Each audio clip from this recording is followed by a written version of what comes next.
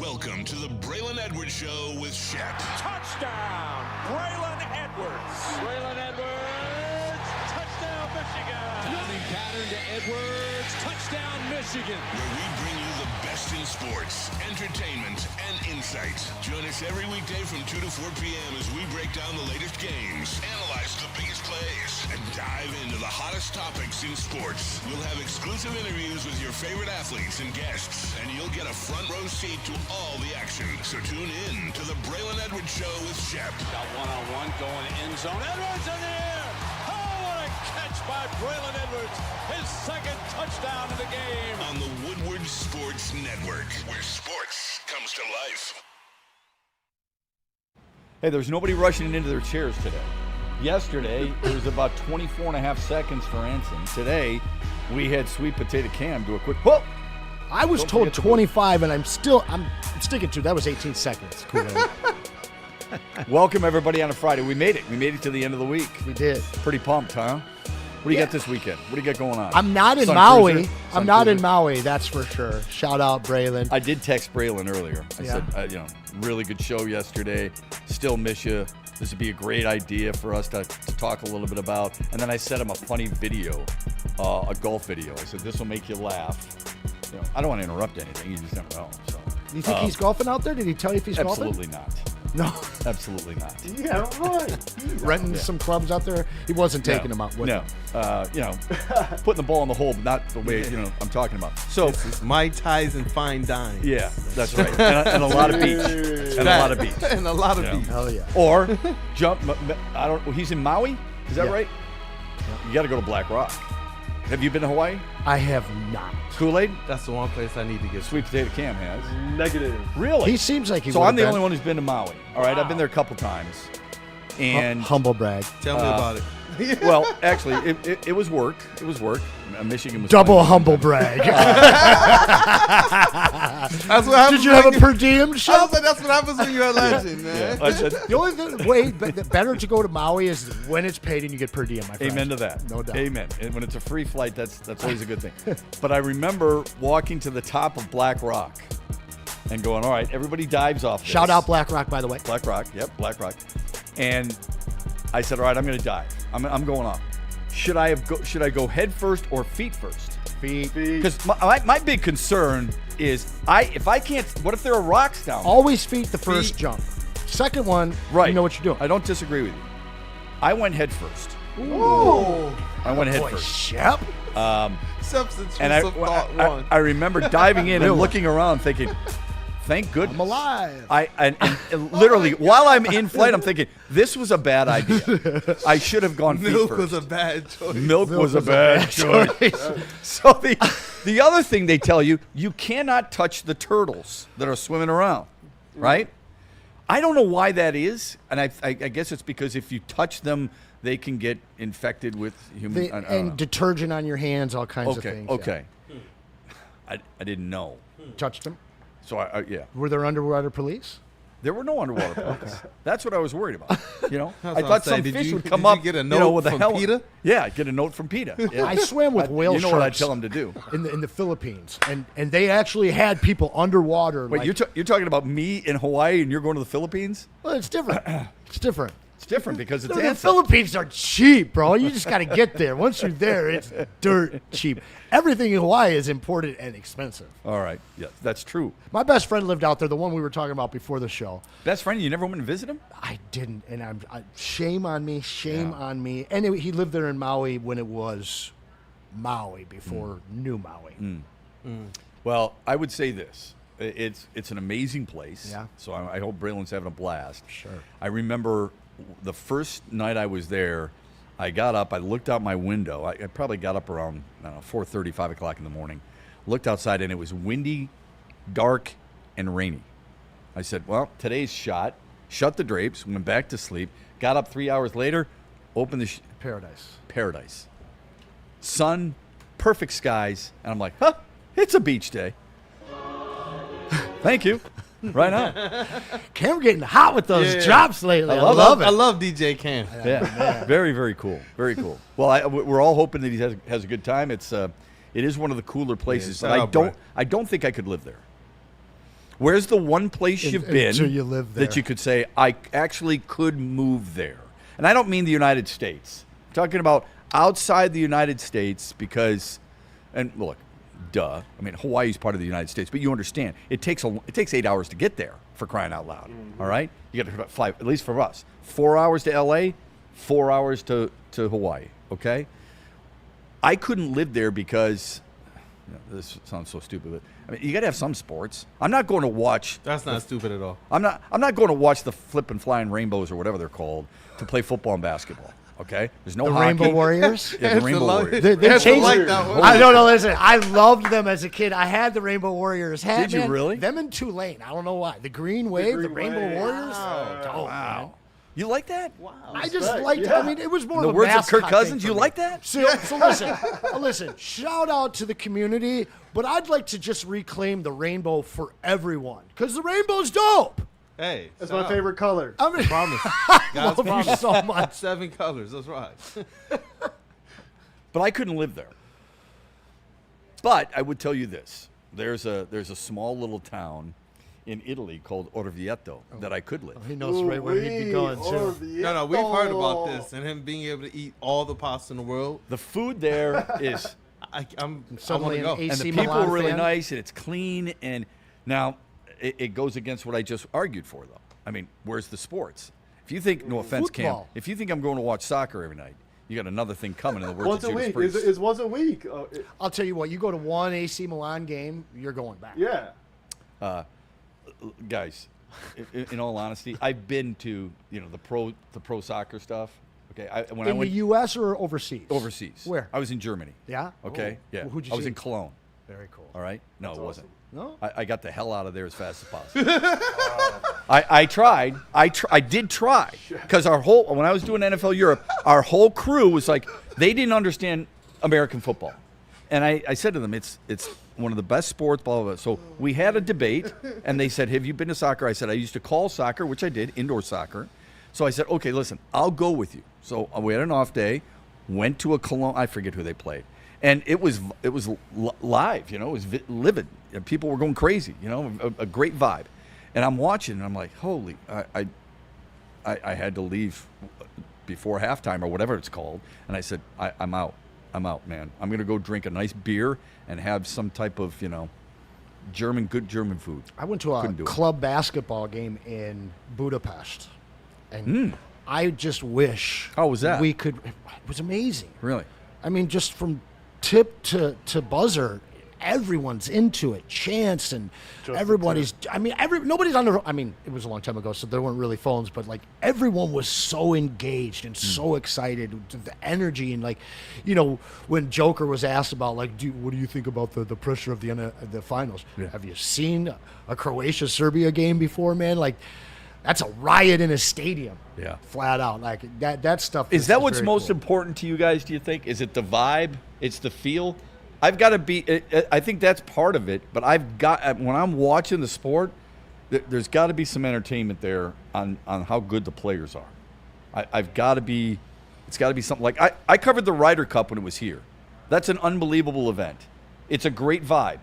The event sucked because Team USA was blown out. It was over Saturday morning. I remember that at Oakland Hills. So what is it about the sports experience that would keep you going back to a game in Budapest, for example? It's all relative at that level. I remember going to see, they used to have this international tournament at the Palace. I watched this young USA team actually take on the Turkish team who had a young Mehmet Okur before he was drafted. Shout here. out Memo. That's cool. Nobody there, no vibe whatsoever. Big corner three against But the Lakers? They had this kid, this older guy on the team with Ibrahim something or other. Man, he was like in his 30s. Guy was so skilled and just dominating the game. But then Memo had an unbelievable game. And I remember when I was drafting, I was like, I've seen this kid. He's amazing. No vibe whatsoever. The players carried that experience for me. Yeah. I don't remember anybody sticking out in Budapest. Yeah. The crowd did that for me. That However, helps you. when you Okay. get both together, those are those games and experiences you remember for the rest of your life. Gotcha. Okay. That's cool. I respect that, for sure. Somebody in the chat, they're talking about Will Anderson. Highest paid non-quarterback in NFL history, 3 years, $150 million extension. Not bad. Love him. Yeah. I mean, absolutely love him. I think he's a phenomenal player. And when we talk about edge rushers in the National Football League, his name isn't brought up nearly enough. It's not. I understand why it starts with Myles Garrett.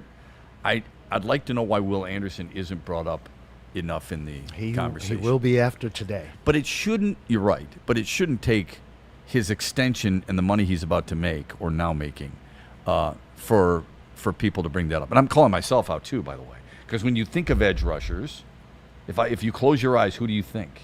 You think of Myles Garrett. People talk about Trey Hendrickson because back-to-back years of 17 sacks until last year. Max Crosby, Aiden Hutchinson, Micah Parsons. Yeah. Okay? Those 5 guys pretty regularly, right? Will Anderson is highly productive. It's kind of. He 7, gets 11, lost. and then 12. Yeah. So he's got the back-to-back double-digit. I think last year was really. I thought he had more than that. That's good education. When you look at him last year, he jumped in total tackles. He had his best sack year, but everything that I watched and heard of that team, the way they were utilizing him, he had gone from this big-time rusher to a just complete menace, where he was truly getting double teams and still surpassing them. I think this was his coming out party this last year, and he honestly got paid. So that whole narrative of people not talking about him, that comes to an end to start this season for sure. This guy's going to be all over everybody. Yeah, I think he's an awesome player. How much do you think that affects Jack Campbell, if at all? What, for his contract? Yeah.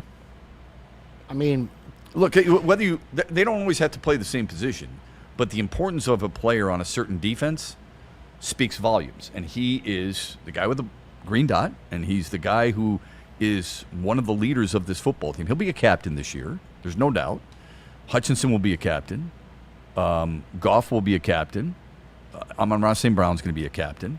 And then you can filter in a few other C's. I do think, not that his agent's going to use this as the floor, but I bet you it's at least discussed, don't you think, as an impactful player? Well, and I mean, contracts are always evolving up at this point. We've seen the Lions in the past try and beat the other teams to the market and set that rate, try and get a guy that's lowest in that upper echelon now, and then everybody has to follow suit. Kind of burned us as we look back. Kirby Joseph, is that a guy that we would be giving that early money to now in hindsight? So with Jack in Campbell, hindsight, no, but at the time I didn't have a problem. I didn't either. And if he comes back and he's healthy like he says he is right now, I still don't have an issue with it. I think Campbell is, what we're seeing out of him is more than just a disruptor and more than just a leader. I mean, this is kind of become his defense. Yeah. And I think so, they build it around yeah. him to a certain extent. You can't just do it with one player. And at that point, I'm going to push to get paid if I'm his agent. That's for damn sure. And Will just help me. Yeah. Money. So he's going to make at least $21 million a year, would be my guess. He'll be the highest paid linebacker. They love to keep their own. And they love to pay their own. They do. And speaking of that, Rod Wood said as much, right? Rod Wood recently spoke at the Detroit Economic Club. The team president, I'm still a little confused at why he continues to seek out microphones and say the things that he does, but whatever. He said that they want to pay those guys. They're homegrown guys. And part of the reason that they've saved the money as much as they did is because of that. How does that sit with everybody? I don't have an issue with it. I really don't. I mean, compared to what the Lions teams have done in the past, these guys by far have shown the ability to draft better than any other management of this team in my lifetime. It's a slow, long process that they're building to be a competitive team, the way that we saw the Pittsburgh Steelers be competitive. And I know people will say, well, they only won one. Well, obviously they won more than that, but I mean, they won 2 in this century. Looking at that type of a blueprint, I believe that again, I'll go back to that day that they met with Spielman and the Ford family. This is what they laid out, and it takes signing your own guys that you believe in year after year after year, and pissing off your fan base to be quite honest with you, because they want those big splash moves. They want to trade those draft picks. That is just not in the early DNA of this group. Like, when they're here 7-8 years, we might see them start taking chances if they don't have a Super Bowl by then. But they're sticking to that script still. Agreed. I don't think you're going to. And look, if you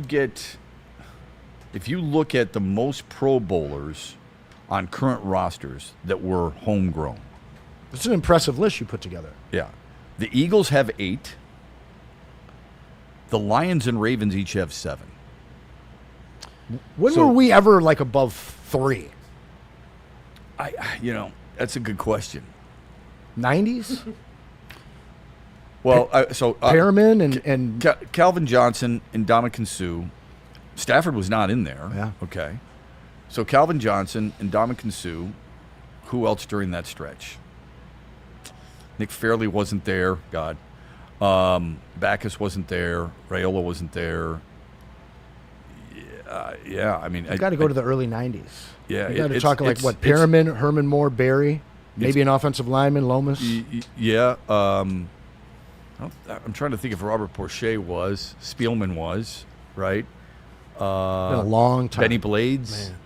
Benny Blades and Porcher, they are like underrated in the historical context. Mm-hmm. They are very highly underrated. Shout out Benny. In Detroit or NFL?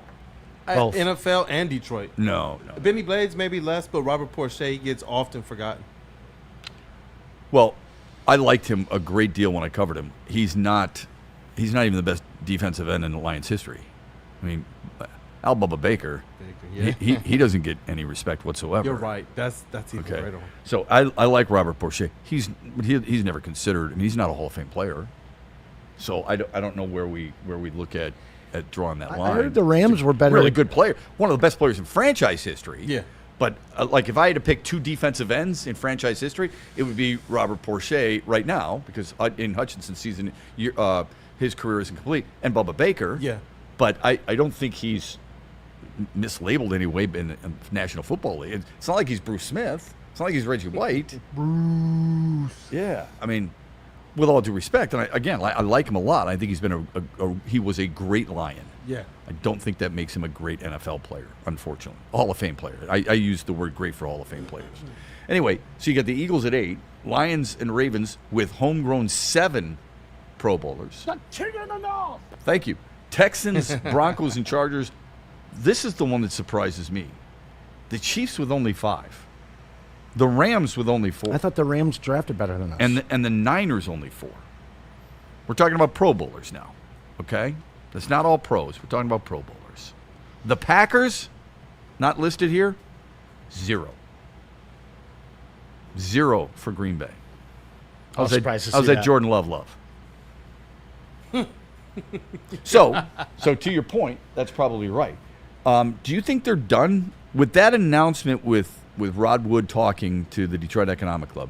Do you think they're done in free agency? Do you think there's anything they can do to add to their roster in addition to the NFL draft? I think they have to. I think they have to go out and get one of those veteran edges. And I'm not the guy that's banging the table for the edge like a lot of others are. But when you go into the draft telling yourself you have to take an edge in the first 2 picks because you don't have somebody on that other side. You don't even really have somebody that you feel like you can put in for the full season at this point, in my belief. I think that you have to get one of those veteran guys, Calais Campbell, Jadeveon Clowney. I think that Bosa, from what I've been hearing, is flirting with the Lions right now, and I think that they're doing their due diligence to see how healthy he can actually be. I know there's some concerns about character fit. At the end of the day, those guys want gamers, and the Bosas are gamers. But he does sit a lot for injury purposes. No doubt, and I think that that's the due diligence they have to do. At the end of the day, like, give me Calais Campbell, give me Clowney, or give me Cam Jordan for 1 year, and I'm happy with that. I don't disagree with that. I personally, if I had to rank them, the guy I would want would be Cam Jordan. Okay, I think he's still highly productive. I think he's really motivated. Yes, and I think he's a really good person in the room. Yeah, I think character-wise, look, We can laugh all we want. We can roll our eyes. We can shake our heads collectively if we'd like to. Character matters to this team for the most part. I know things. Who doesn't make mistakes? Okay? Jamison Williams, okay. He learned from it. Brian Branch, flipping people off, whatever, throwing a helmet. I get it. Okay? The emotions get the best of us. They get the best of a lot of coaches, too. Okay? So, and I'm not saying Lions coaches, I'm saying just in general. So let's be careful when we start to just, overjudge people in that regard. I do think they could use something in free agency to add to that part of their team. They have backloaded a boatload of defensive backs. You are going to see the numbers of 20s and 30s, which is usually designed for defensive backs, galore when training camp opens. 9 picks and at least one more free agent is what you're telling me right now. And that's not even including what could be a trade. Yeah, speaking of trade, we'll get into that in a second. I'm really curious what the chat thinks. I would like to hear one name from all of you guys. If you had the checkbook down in Allen Park, who are you calling? Who are you signing? 1-year deal. Who are you bringing in? Somebody said Kyle Van Noy in the chat. Kevin Bell said Kyle Van Noy. The former Lion Lions who was legend? drafted. No. When they drafted him, I was giddy. I'm not kidding you. Yeah. I was so pumped up that they drafted Kyle Van Noy. I thought he was an absolute stud, and he did not do anything in Detroit, but when he left Detroit, he was the man. Bingo. Yeah. I don't know why that is. So Bray brought up something earlier in this week. Mm-hmm. I'm hearing Thanks for watching. We appreciate it. I'm hearing from one of my sources as well that this could very well happen. I'm not sure who the player is, but I just saw some somewhat breaking news that the Lions scouts are in attendance today for Jordan Tyson. Saw that. Yeah, and that's He's a wide receiver out of here. he is a wide receiver and one that will be drafted very, very high. Okay, can I just say this real quick before you continue? If that happens, people have to close the Mackinac Bridge, they have to close the Ambassador Bridge, and they have to close the newly created Gordie Howe Bridge. Well, because there's going to be a lot of people jumping off. Somebody in the chat was like, "Why are we talking Lions?" Well, because the Lions, they're less than a week away from the first day of the draft, and rumors are heating up. And there could be some real smoke. There could actually be some fire to them moving out. Now, is it for Jordan Tyson? I don't know. My God, man! Hold on. If that happens, it's going to be hard to control fans and media. Okay, including this person. Well, now what if it was for Caleb Downs, or what if it was for Sonny Styles? Well, that's different. You said a wide receiver. You said Tyson. So that's what I'm talking about. If you want to trade up and get Sonny Styles, who's an absolute beast, if you want to get Caleb Downs, who is arguably, Jeremiah Love is probably the best player in the entire draft, arguably the best player, Caleb Downs, then okay. I'm talking about a wide receiver that will require a lot of people to take pills at night to go to sleep. Shep, I'm just telling you where the Lions staff is today. Am I wrong about that? Am I wrong about that? No doubt about You it. said that the other day, though. Oh, man. my! People, I'm serious. You're going to have to lock up all the medicine cabinets in the city of Detroit and really the state of Michigan. Who's ever a Lions fan. Shut down the bars. I'm telling you. No, the bars will want to stay open. You're not going to be able to close the bars. What People are going to be drinking those little short drinks. If they took Tyson, what kind of offense would we even be running here? Oh, for God's sake! 4 wide all the time? Okay. I mean, it'd be a 3 wide set at least. And then your number 4 is a guy that you spent wide 3 receiver third would be rounders throwing the ball on. every 10 Do passes. you remember when they had Roy Williams, Mike Williams, and Charles Rogers? Shout out to the Remember long that? white gloves. Shout out Chuck Rogers. Do you remember those 3? Rest in peace. Okay. Again, I was in Germany at the time, and I wanted the linebacker out of Texas. Okay. And when I was working with Darren Woodson, who's one of the best Dallas Cowboys of all time, Pretty good safety. damn good safety, and I said when we heard the Lions took Mike Williams, I had to pause. I had to stop in the middle of a cobblestone street and say, what in the blank? And I went on a little bit of a rant quietly. And he said, Shep, you got to understand, how are we going to cover you? How are you going to defend this? How are you going to defend those 3 wide receivers? They're all big. They're all physical. He didn't know at the time that Charles Rogers had the body of a 12-year-old. But how in the world are you going to handle all these guys? And I said, okay, you're talking me off a ledge. It didn't work. Obviously, it did not work. Mike Williams didn't even play football for a year before he was drafted by the Lions. That's I correct. don't miss but that neither kind of did stuff. Penny Sewell. You brought that up yesterday. He didn't play for. Oh, that's right. That's right. That was COVID. Yeah, it was COVID. Yeah. A little different. Absolutely. But the fact, well, we talked about Jamal McCoy yesterday.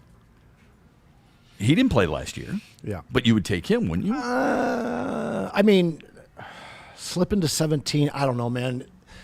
An ACL for a corner, scary.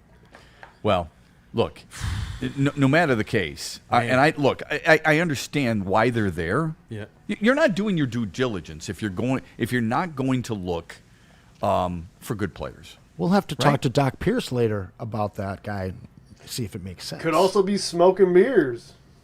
It could be. Do you believe that? What's the smoke and mirrors, just out of curiosity, that you're I mean, referring just redirecting attention to the Lions. It's like, oh, the Lions need a tackle. The Lions need a Changing man. the media Yeah, narratives. to? Trying to get them off the scent? I mean, look, Right. Braylon was talking about, some aspect of this team potentially moving up in the draft, and now all of a Yes. sudden you do see other entities out there amongst national media talking about what they might be hearing or the possibilities or potential of the Lions moving up in the draft as well. Yeah. And now all of a sudden, you already know. You put out a potential injured player in the first round of the draft, every news cycle is going to pick that up at least once. What would trigger you? Again, I'll just reiterate, when that draft took place, and I'm sitting there going, please, please give me Derek Johnson, who I thought was a really good linebacker, and they draft Mike Williams, and I settled down a little bit. I don't think we could do that if anybody said, let's try to justify drafting a wide receiver. Especially wide receiver after or what injured we saw, player what it would would be take to get up there. Well, you're right, but in addition to that, if you looked at Amon-Ra St. Brown's locked in a long time, Jamison Williams locked in for an extension, and you moved up to get him, and you traded 2/3 away to get Isaac Tisla. That would drive. I'm telling you, man, people would go ballistic in this town. I think wide receiver and like a seriously injured player are the two things that would send Detroit Lions fans into the moon. Or at tight end. Or unless you traded your tight end. Yeah. But Rod Wood, if this comes full circle, tells the Detroit Economic Club they want to lock up those 4 guys: Campbell, Branch, Gibbs, and Sam Laporta. It's interesting that happened too after a little bit of people wondering who's going to be locked in long term or not, and people pondered about Sam Laporta in media and on podcasts, and so it's interesting that they do go out and at least Rod Wood mentions Sam Laporta in amongst the players they want to lock up. I saw somebody suggest the Lions would trade Sam Laporta and a 4th rounder to Kansas City to move up to 9 and get a 5th rounder in addition to that, something like that. Ready to I don't know if it's write them off or just believe that Sam Laporta is the one that you can move on from and not have to sink a lot of money into. That's right, yeah. This offense. Why do you think that is? You think it's the position? You think it's his injury? Or it can't be his production. He's very productive. Well, I think people forget after he got injured. what our record was without the guy last year. He was such a big difference maker in that offense without putting up the gaudy stats. Really opened up a lot for Jared Goff. Let me ask you this as we're on this trade thing. Let's say the Lions do trade up. Let's say it's not for a wide receiver. I'm hoping not. That's not going to happen. I'm who would you trade up for? And I'm going to give you the outline. All right, you get to give. They're giving up their 2nd round pick. All right. Their 2nd, maybe a 6th as well. Nothing you're going to miss. I wouldn't do that, but go ahead. But they do. Okay. Mm-hmm. Give me the name that you've been pushed into this trade by management, and you're drafting who? Because you moved up to 11 or so. Well, let me ask you this: do I have to know that the guy's going to be there, or do I have to hope the guy's going to be there? What am I basing? Give me what am I basing this on? Give me anybody drafted 5 or 6 or later. Assume that they're slipping to 10 to 12. Penei Sewell kind of scenario. So, assuming that one of the players. Assuming the player is going to move to 12? Yeah, that slips and he's still there at 11. NFL.com's latest mock draft has Lions trading up too. To where? I'm about to see that now. It's just So, interesting. It's right so in the headlines. I'll give you my name, and then you guys can join us. David Bailey. Okay. Not mad at that. If they moved up to get David Bailey, who I think is, outside of Arvell Reese, probably the best edge rusher in the draft. I like him a lot. He's not my favorite player, but he's probably a top 3 player for me on what I would love to see them do. So if they moved up and said the pick is in, and at number 11 or 12, they were able to select out of Texas Tech David Bailey, edge rusher. Quick twitch, disruptive, powerful, explosive, love just about everything about him. So I would do that. What about you? I do not like what NFL.com is suggesting necessarily. Okay. Do tell. They're saying to trade up. They said the Lions projected trade with Rams pick originally owned by the Falcons. Detroit sends a 5th-round pick this year, number 157, and a 3rd round in 2027 to move up from 17 to the top player remaining on the board here, and they select Spencer Fano. Yeah, he's the tackle. I don't know. Moving up for him when most of the other mock drafts I've seen has had him going in the opposite direction. No, I think you're thinking Caleb Lomu is going the opposite direction. Fano has always been considered the best tackle.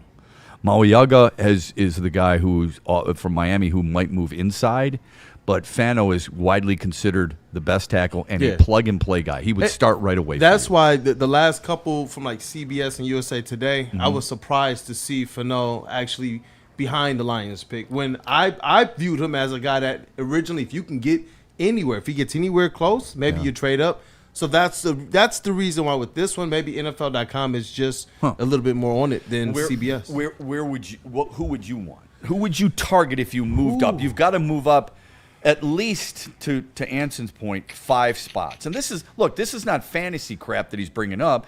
It's legitimate talk that people have suggested. It's popping up all over the place right now. It is, and It really is. there's a lot of people who have said. I think there's Field Yates with ESPN, who has said Brad Holmes, I think, is the 5th busiest general manager to trade up in the NFL draft since he's taken over. Yeah, makes sense. I was going to say, like, David Bailey, you're just looking through it.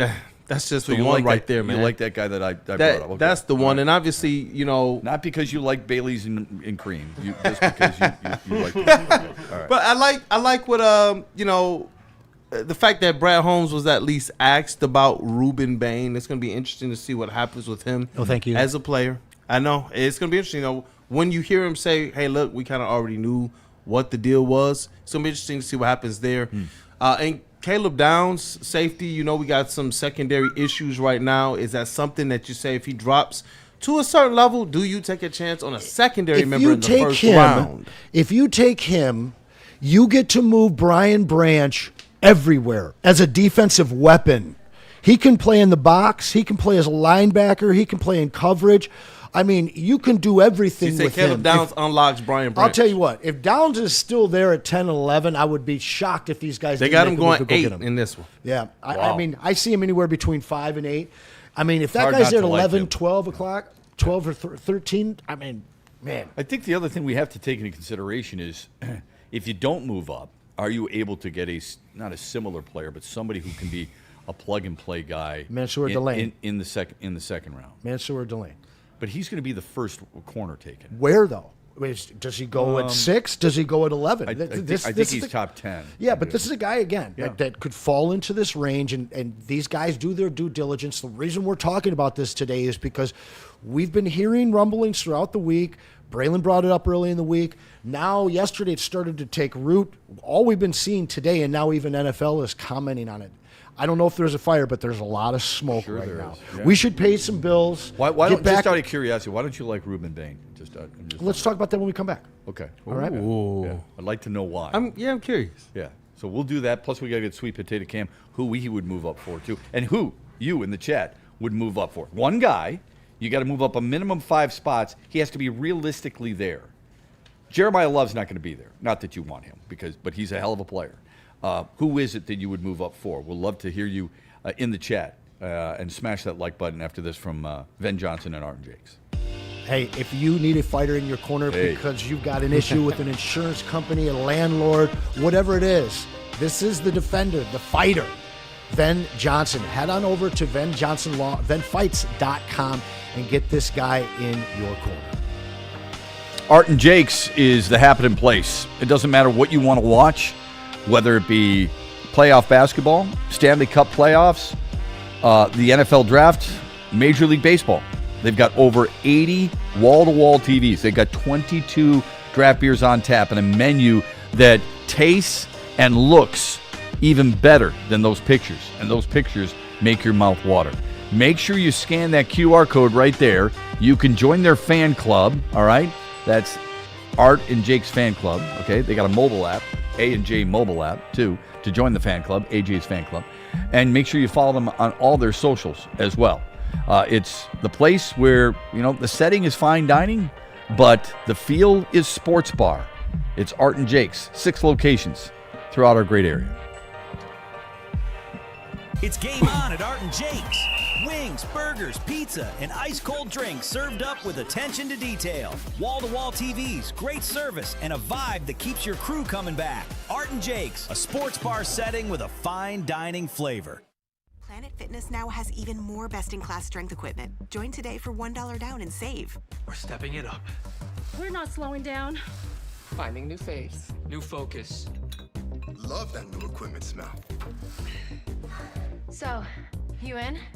Join the club today. Save when you join for just $1 down, $15 a month. Planet Fitness. We're all strong on this planet.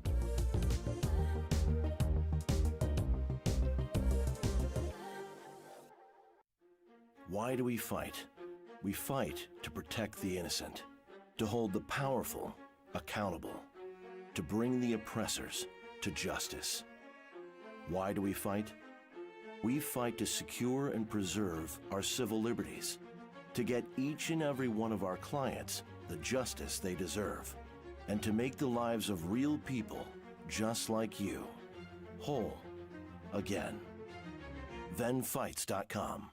To any Lady Jane's Haircuts for Men and claim your throne for a king's treatment from one of our talented stylists. Open 7 days a week, walk in anytime. Just get to a Lady Jane's today and receive a precision haircut, scalp massage, hot lather neck shave, and a hot towel treatment. A haircut should not be a chore. It should be an experience. And that's exactly what Lady Jane's has to offer. Open 7 days a week, walk-ins are always welcome. There's always a location near you. Lady Jane's Haircuts for Men, it's wicked awesome. Big injuries, big news. Twice a week, Dr. Jeff Pierce from Michigan Sports and Spine joins Woodward Sports Network for the Injury Insider Report. Big D Energy Tuesdays at noon. Braylon Edwards and Shep Thursdays at 3:30. Get expert analysis and in-depth breakdowns on the latest sports injuries from the man trusted by top athletes in the community, like D-Mac. Whether it's the Lions, Pistons, Tigers, or Red Wings, Dr. Pierce talks us through it all. Don't miss the Injury Insider Report with Dr. Jeff Pierce, your go-to source for understanding the impact of injuries on the games and players we love. Only on Woodward Sports Network. Scan the QR code on the screen or go to MichiganSportsandSpine.com to see if Dr. Jeff Pierce can help you. I'm going to do this in reverse order this time, all right? Okay. First, you got to head over to Planet Fitness and get your fitness up, right? 2,700 clubs nationwide, 50 in the Metro Detroit area. No judgment, super easy, super close, super affordable, $24.99. And you can bring a friend anytime. We are all strong on this planet, Planet Fitness. And then afterwards, treat yourself. Chill on. Yeah, treat yourself. Treat yourself. You're going to head on over to Loom. My favorite one, 12 in Woodward. Berkeley, I believe. But when you go... That is Berkeley. It is. When you go beforehand or you get online, put in that code, or you can do it when you're there. You just tell them. WSN30, they're going to give you 30% off your entire order. Also, your first few visits are going to give you a whole bunch of free flour and product, gummies, whatever it is that you want. It's the boutique dispensary. It's my favorite. It's Loom. Check them out. One of the guys I grew up listening to in Detroit, Arthur Penhall on Riff, used to say, "It's the weekend." Well, it is the weekend. And you see that guy's shirt right there, Sun Cruiser? That's the perfect drink for the weekend. And can I just extend it a little bit? Next Thursday, when you got the NFL draft and you and your buddies are watching it together, and I know you will be, Sun Cruiser is perfect to have in hand on the couch while you're screaming at the TV. Don't tell me you're not. You are. You're going to be screaming at the TV. Before, because you're going to scream who you want. Afterwards, because they didn't pick the guy you wanted. But either way, you're going to be chill because Sun Cruiser Vodka Iced Tea is in your belly. But drink responsibly. And we back. All right, Sweet Potato Cam, real quick. Let's get your thoughts. If you could, in Anson's world, and it's a realistic world because a lot of people are bringing this up. If there are a number of teams who might consider trading up, the Lions are one of them. That's what people are saying. In fact, Braylon thinks they're going to trade up to get a second first-round pick. That's what he's been saying. But in Anson's world, that would be a lot.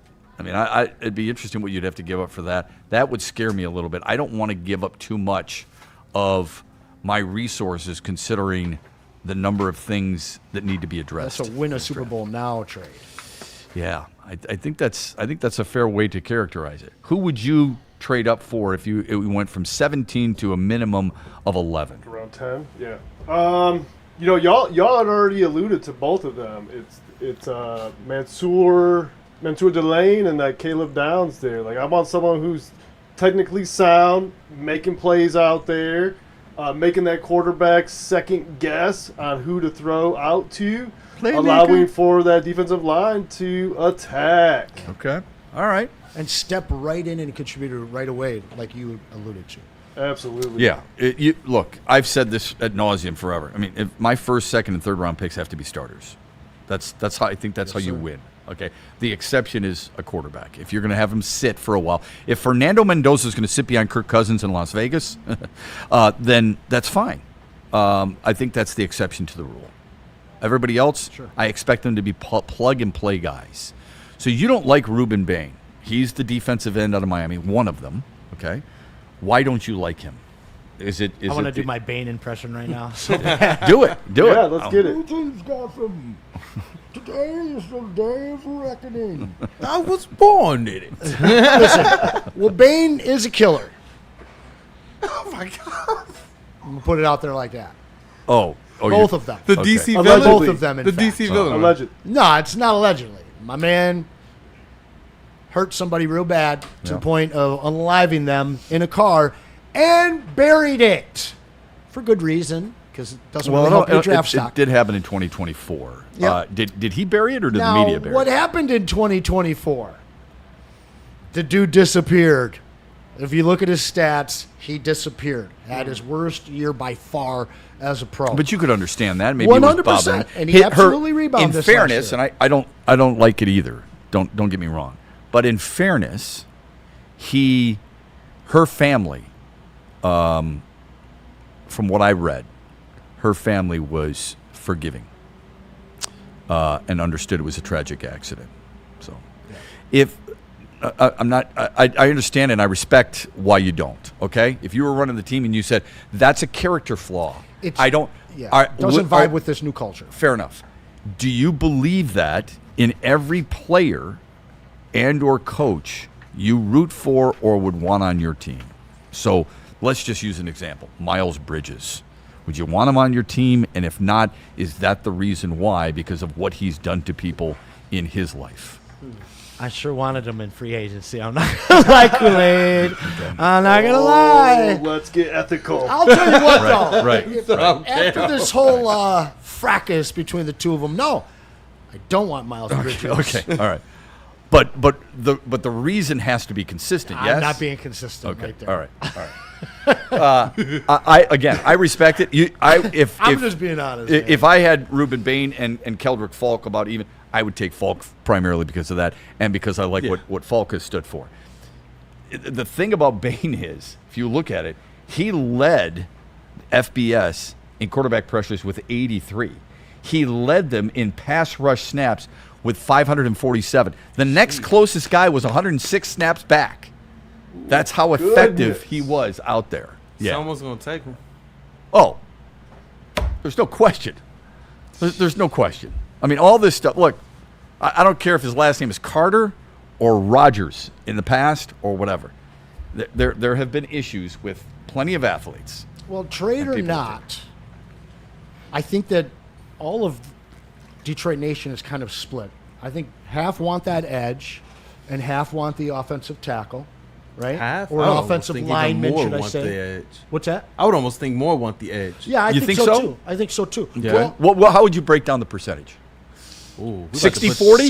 70-30. I would say 70 People are I was obsessed going to with say at edge. least 65, Yeah, they're 70 obsessed for with edge. edge in this town. But We're going to put that poll up. Dave Burkett Thank you. joined Sean and Maz in the morning, and I think he has some good news for you guys, which we will share with you as soon as we get this poll up. Where are you at? What would you want? Do you care what position it is? Aside from wide receiver, of course. I want this. This is such a cop out. I want the best player. Same. Okay, and if there's symmetry between the positions, I would probably prefer the edge. Okay, but if you came to the podium and said that you're drafting Monroe Freeling, or you're drafting Vavega Ionye, I would be just fine with that. Yeah. I would have no issue with it Vega's gonna be whatsoever. stuck. Okay? If you went to the podium and somehow David Bailey felt, I doubt he would, or you drafted Keldrick Falk, I would have no problem with that either. I do believe you can get one or the other position in the second round. Yeah. We talked about Pregnon yesterday. Yeah. If you wanted a guard, It can set up right. It can set up good. yeah. If suddenly not everything goes by plan. Every draft there's surprises. Who the hell? Why would you draft that player? Right? Yeah, You've seen plenty of teams, and then suddenly they start throwing their beer bottles at the TV. Something's going to happen like that next week. And we're not going to know why this guy fell, but it's one of the guys we fell in love with. We're going to want the Lions to take him. There are certain red flags for me. I like Hakeem Messidor. I'd be lying to you if I didn't say I'm worried that he's 25. I'm worried that he's had surgery on both ankles and that he's had a shoulder problem. Yeah. Doesn't take away from what he's accomplished at Miami. But there's plenty of guys who've been highly accomplished. Steve Emptman at Washington that didn't work out his first-round picks. He was good. I know, he was really good. He was really good. I'm kind of going back on That was what a I good pull, wanted Mike. yesterday. That was a good pull, don't you Oh think? yeah, Come on. nearly the very first Heisman defensive player. Very nearly. Hugh Green was nearly the first. Oh really? That's a little before. Hugh me Green then. came in second place. If I had a vote But back then, Edmund came if I, in second if too, I had a right? vote back then, I would have definitely voted for Hugh Green out of Pittsburgh. Edmund went two in that vote, right? I can't recall. Monte Te'o went two, didn't he, or did he go three? I'm not sure. I voted for him. Believe it or not. When I look used at to have a Heisman vote, and I voted for him. the Blake Miller pick that Yeah. I want, Yeah, you just signed a guy for that tackle spot on a prove-it deal. Larry Braylon. Correct. Yeah. And this team over and over again has signed prove-it deals to guys, and a lot of them have worked out in their favor. If you sign a guy like that, and then you draft a tackle to start ahead of him, you're kind of signaling to other guys in free agency in the years down the road that you might be willing to do that again. I think somebody like Vega, if you're going to go offensive line, does make a lot of sense there. However, as I've broken down this draft a lot more, there are some really good offensive linemen in the fourth round, in the fifth round, even in the third round, which if we can get back into there. Yeah. And I know that's not exciting, but in terms of where the strength is for the linemen, the edge rushers and defensive linemen, it's front-loaded in this draft. This draft is deep with offensive linemen. There's going to be some really good guys who are going to be available later. I think that we can go over to that Dave Burkett. This is a great little clip from this morning. Markel Bell kid you might be talking about from Miami. He's a third-round, maybe fourth-round guy. He's a massive human being. Next week, Just a massive you and I will be together a couple more days. We will definitely break down some third, fourth, fifth-round guys that I really do like. There's a Ephesians Prylock. Oh, I can't wait to talk about. But have you seen the Markel Bell kid? No, I'm going to have to look into him. Okay. He's 6'9", 345 pounds. Let me say that again. He's 6'9", 345 Offensive lineman? He's a tackle. Wow. Tackle from Miami. All right, go ahead with the You got that Dave Burkett clip?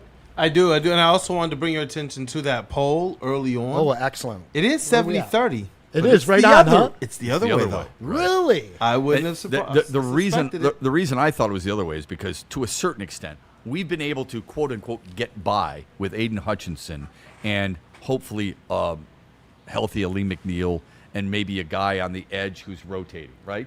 Yeah. Look at last year. But when you lose a starting tackle, what have we lost?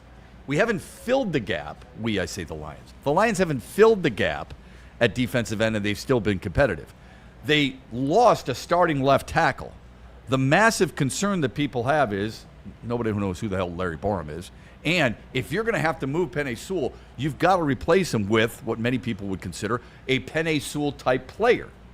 You don't do that with Larry Borum and sign him to a one-year deal. You do that by drafting a young stud and making him sure he's a 4-year starter for you. It's true. That's the way I looked at it anyway. So I thought that's how most of the chat would go. It doesn't mean it's complete because there's still plenty of time. It's definitely the way I look at it. Kind of want them to go and just make that offensive line as elite as possible. So it is interesting to see that Detroit fans, at least in our chat, their thought process is that way too. It's properly Love aligned. it. I like it. The I like it a evolution lot. of the Lions fan base. I like it.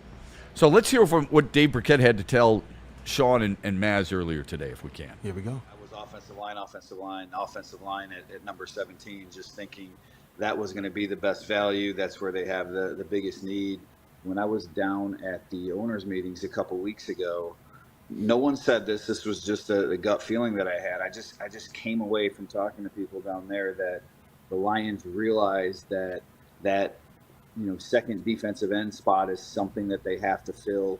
The Marcus Davenport, experiment didn't work. Obviously, they've tried this for a while now, getting these guys on one-year deals. And the only way that they're going to do that is through the draft. So my next mock draft, which I filed a day or two ago, I don't think it probably drops this weekend. I actually gave them the defensive end. Woo-hoo! Spoiler alert. At number 17, I just have this feeling that they realize how big of a need it is, and maybe this is the year that they address it. Maybe that'll change up by next week, but that's what I'm feeling for right now. Sean, I told you. I told you, Sean. You didn't believe me. I said this year out of any other year they could do it. So here's my concern with that, and Dave is a hell of a lot closer than any of us combined. Here's my concern: who will be available at 17 that is worth taking over the impacted possible available tackle that is there? Because I'm telling you, Arvell Reese will not be there. Sonny Styles is a linebacker. He's not. David Bailey won't be there. Reuben Bain won't be there. Those are the three most impactful edges. Keldrick Falk probably won't be there, but Keldrick Falk has made a lot of almost plays. Like his numbers, you get in front of the media and you get in front of the fan base and talk about it, and I like him, don't get me wrong, but you get in front of the fan base and you say, this guy is the guy we really wanted, this is the guy we pigeonholed, and people are going to go, well, how come his numbers aren't better than what they are? You know what I mean? So that's what I'm wondering. If you're looking at a top 17 player for an edge rusher, there are guys who probably will be gone by that time that you draft at 17.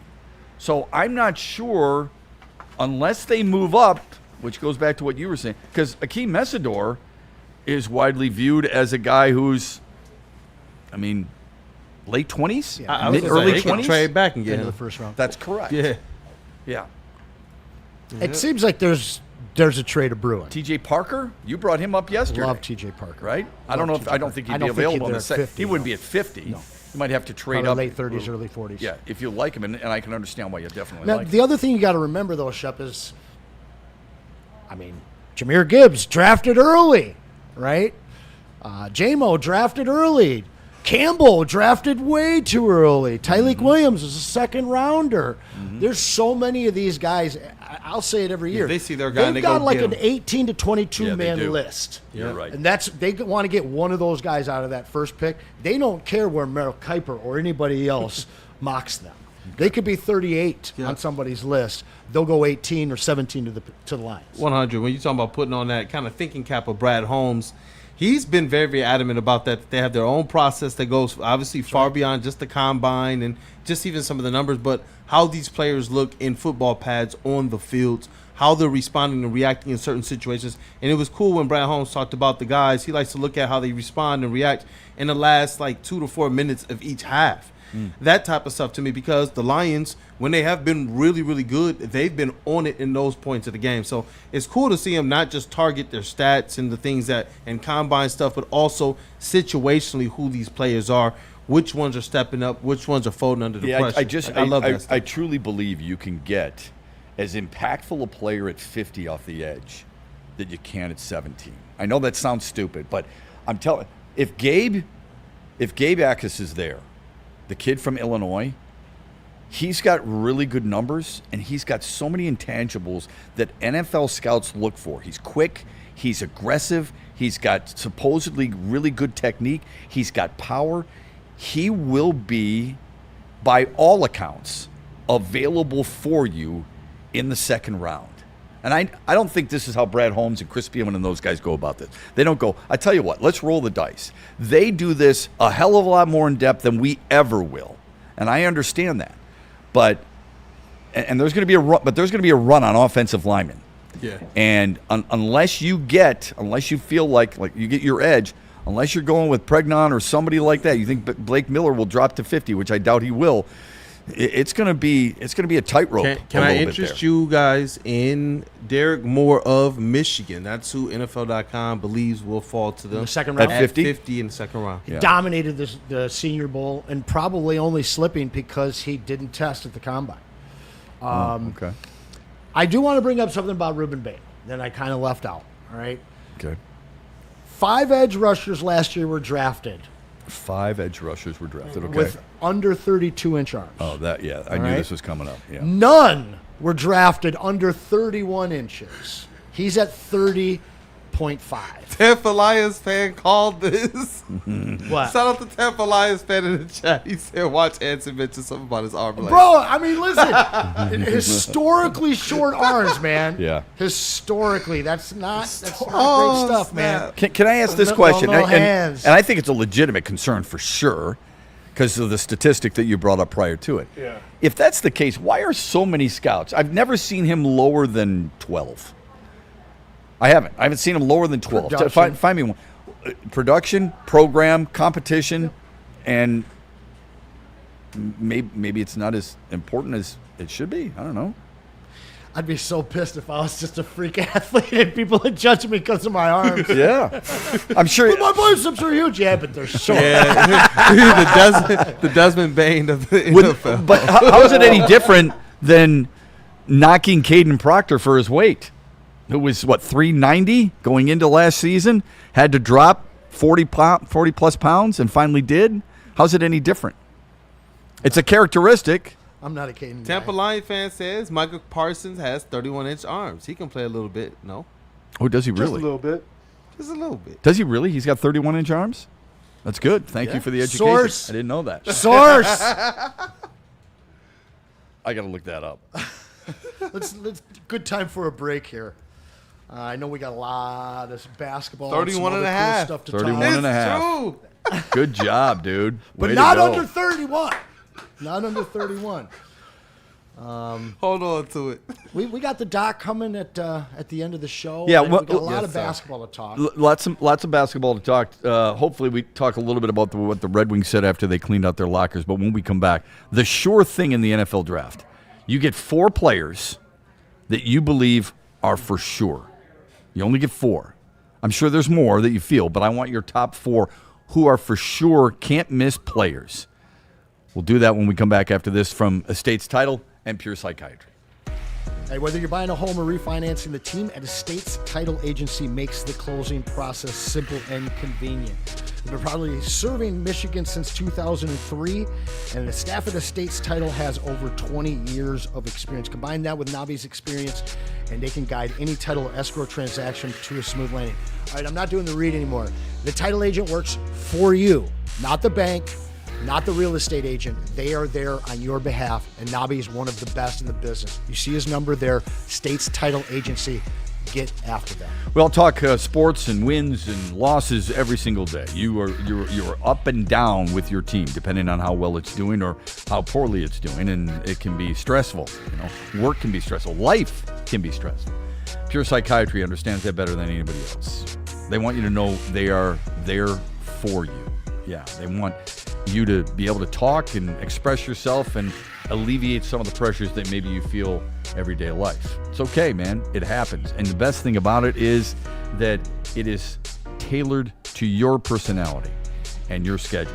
It is accessible, it is comfortable, and with 16 locations in the great state of Michigan, 2 more in the state of Ohio, they are where you need to be. If you're ready for that first step, don't be afraid. Go to PurePsychMI.com today.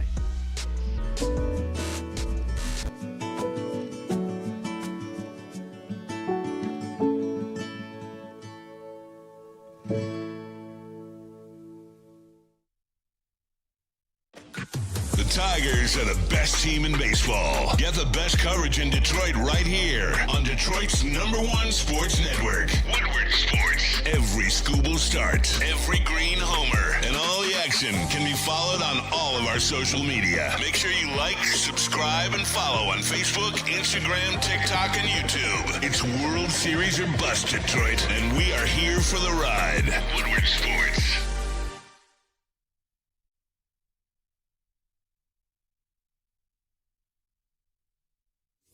Big injuries, big news. Twice a week, Dr. Jeff Pierce from Michigan Sports and Spine joins Woodward Sports Network for the Injury Insider Report. Big D Energy Tuesdays at noon. Braylon Edwards and Shep Thursdays at 3:30. Get expert analysis and in-depth breakdowns on the latest sports injuries from the man trusted by top athletes in the community, like D-Mac.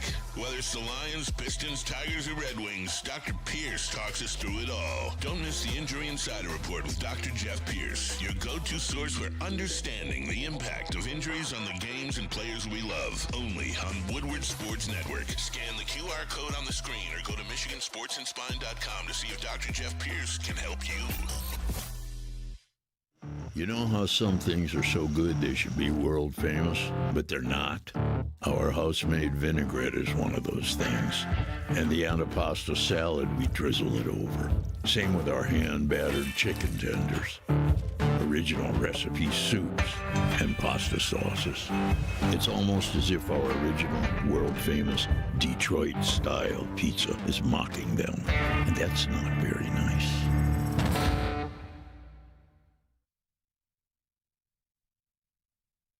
Planet Fitness now has even more best-in-class strength equipment. Join today for $1 down and save. We're stepping it up. We're not slowing down. Finding new faith, new focus. Love that new equipment smell. So, you in? Join the club today. Save when you join for just $1 down, $15 a month. Planet Fitness. We're all strong on this planet.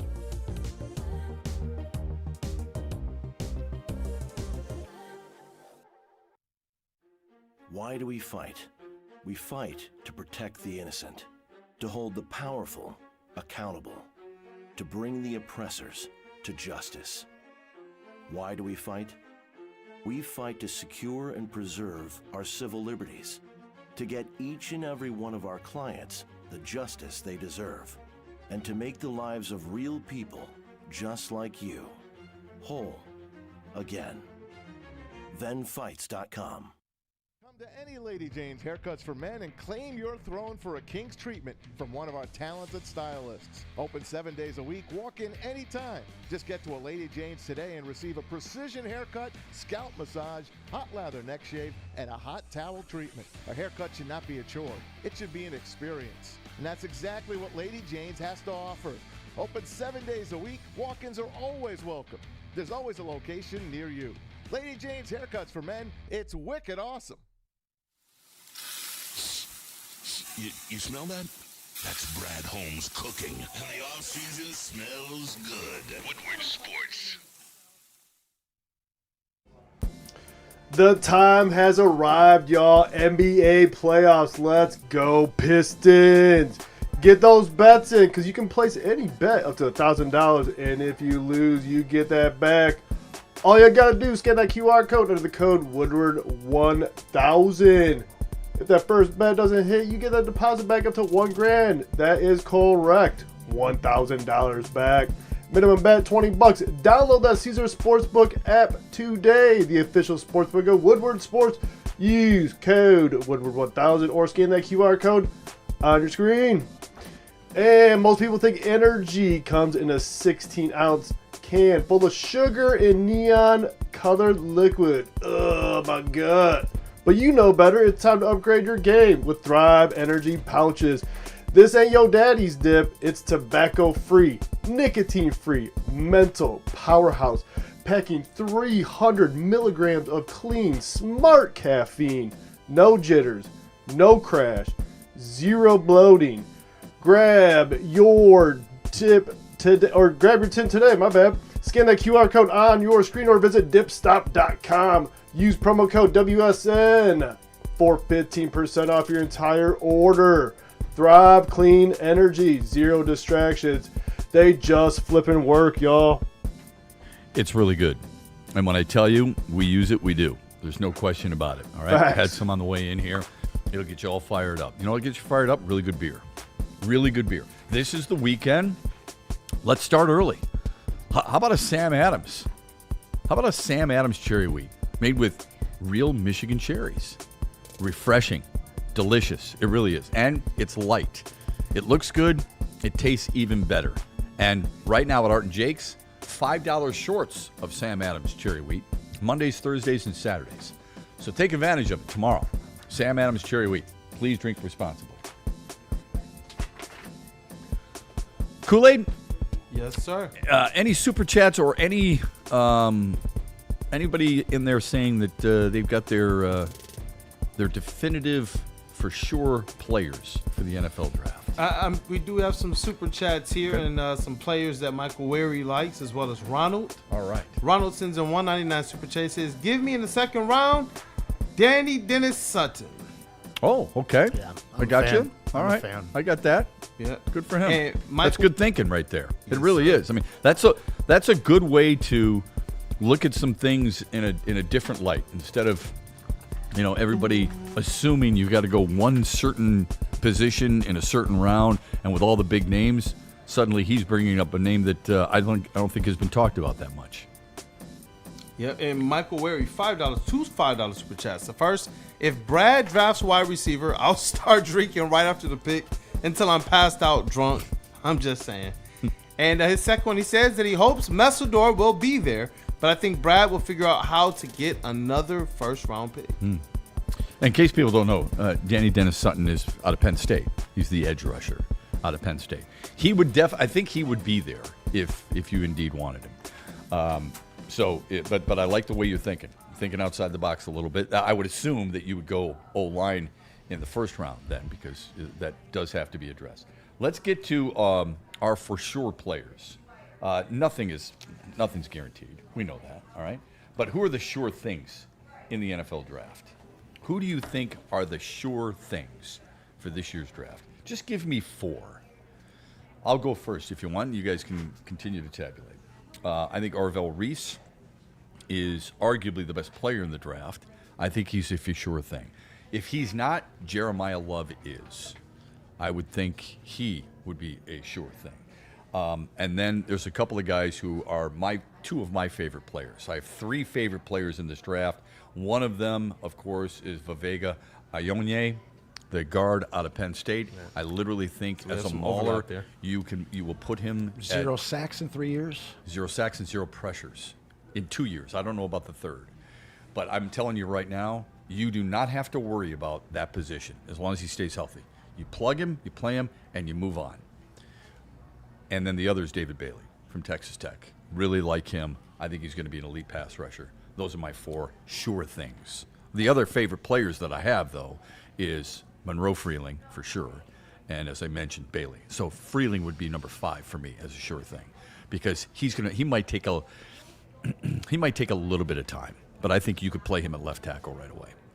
My number 1 guy is a guy that we haven't mentioned good. at all, that could be the target of a trade to move up, and that is one Francis Mauigoa. I believe him to be the number 1 guy in this draft in terms of what we'll be looking at 10 years down the road. Okay. Caleb Downs, Sonny Styles. But he is a guy at tackle who they think is going to be moved inside.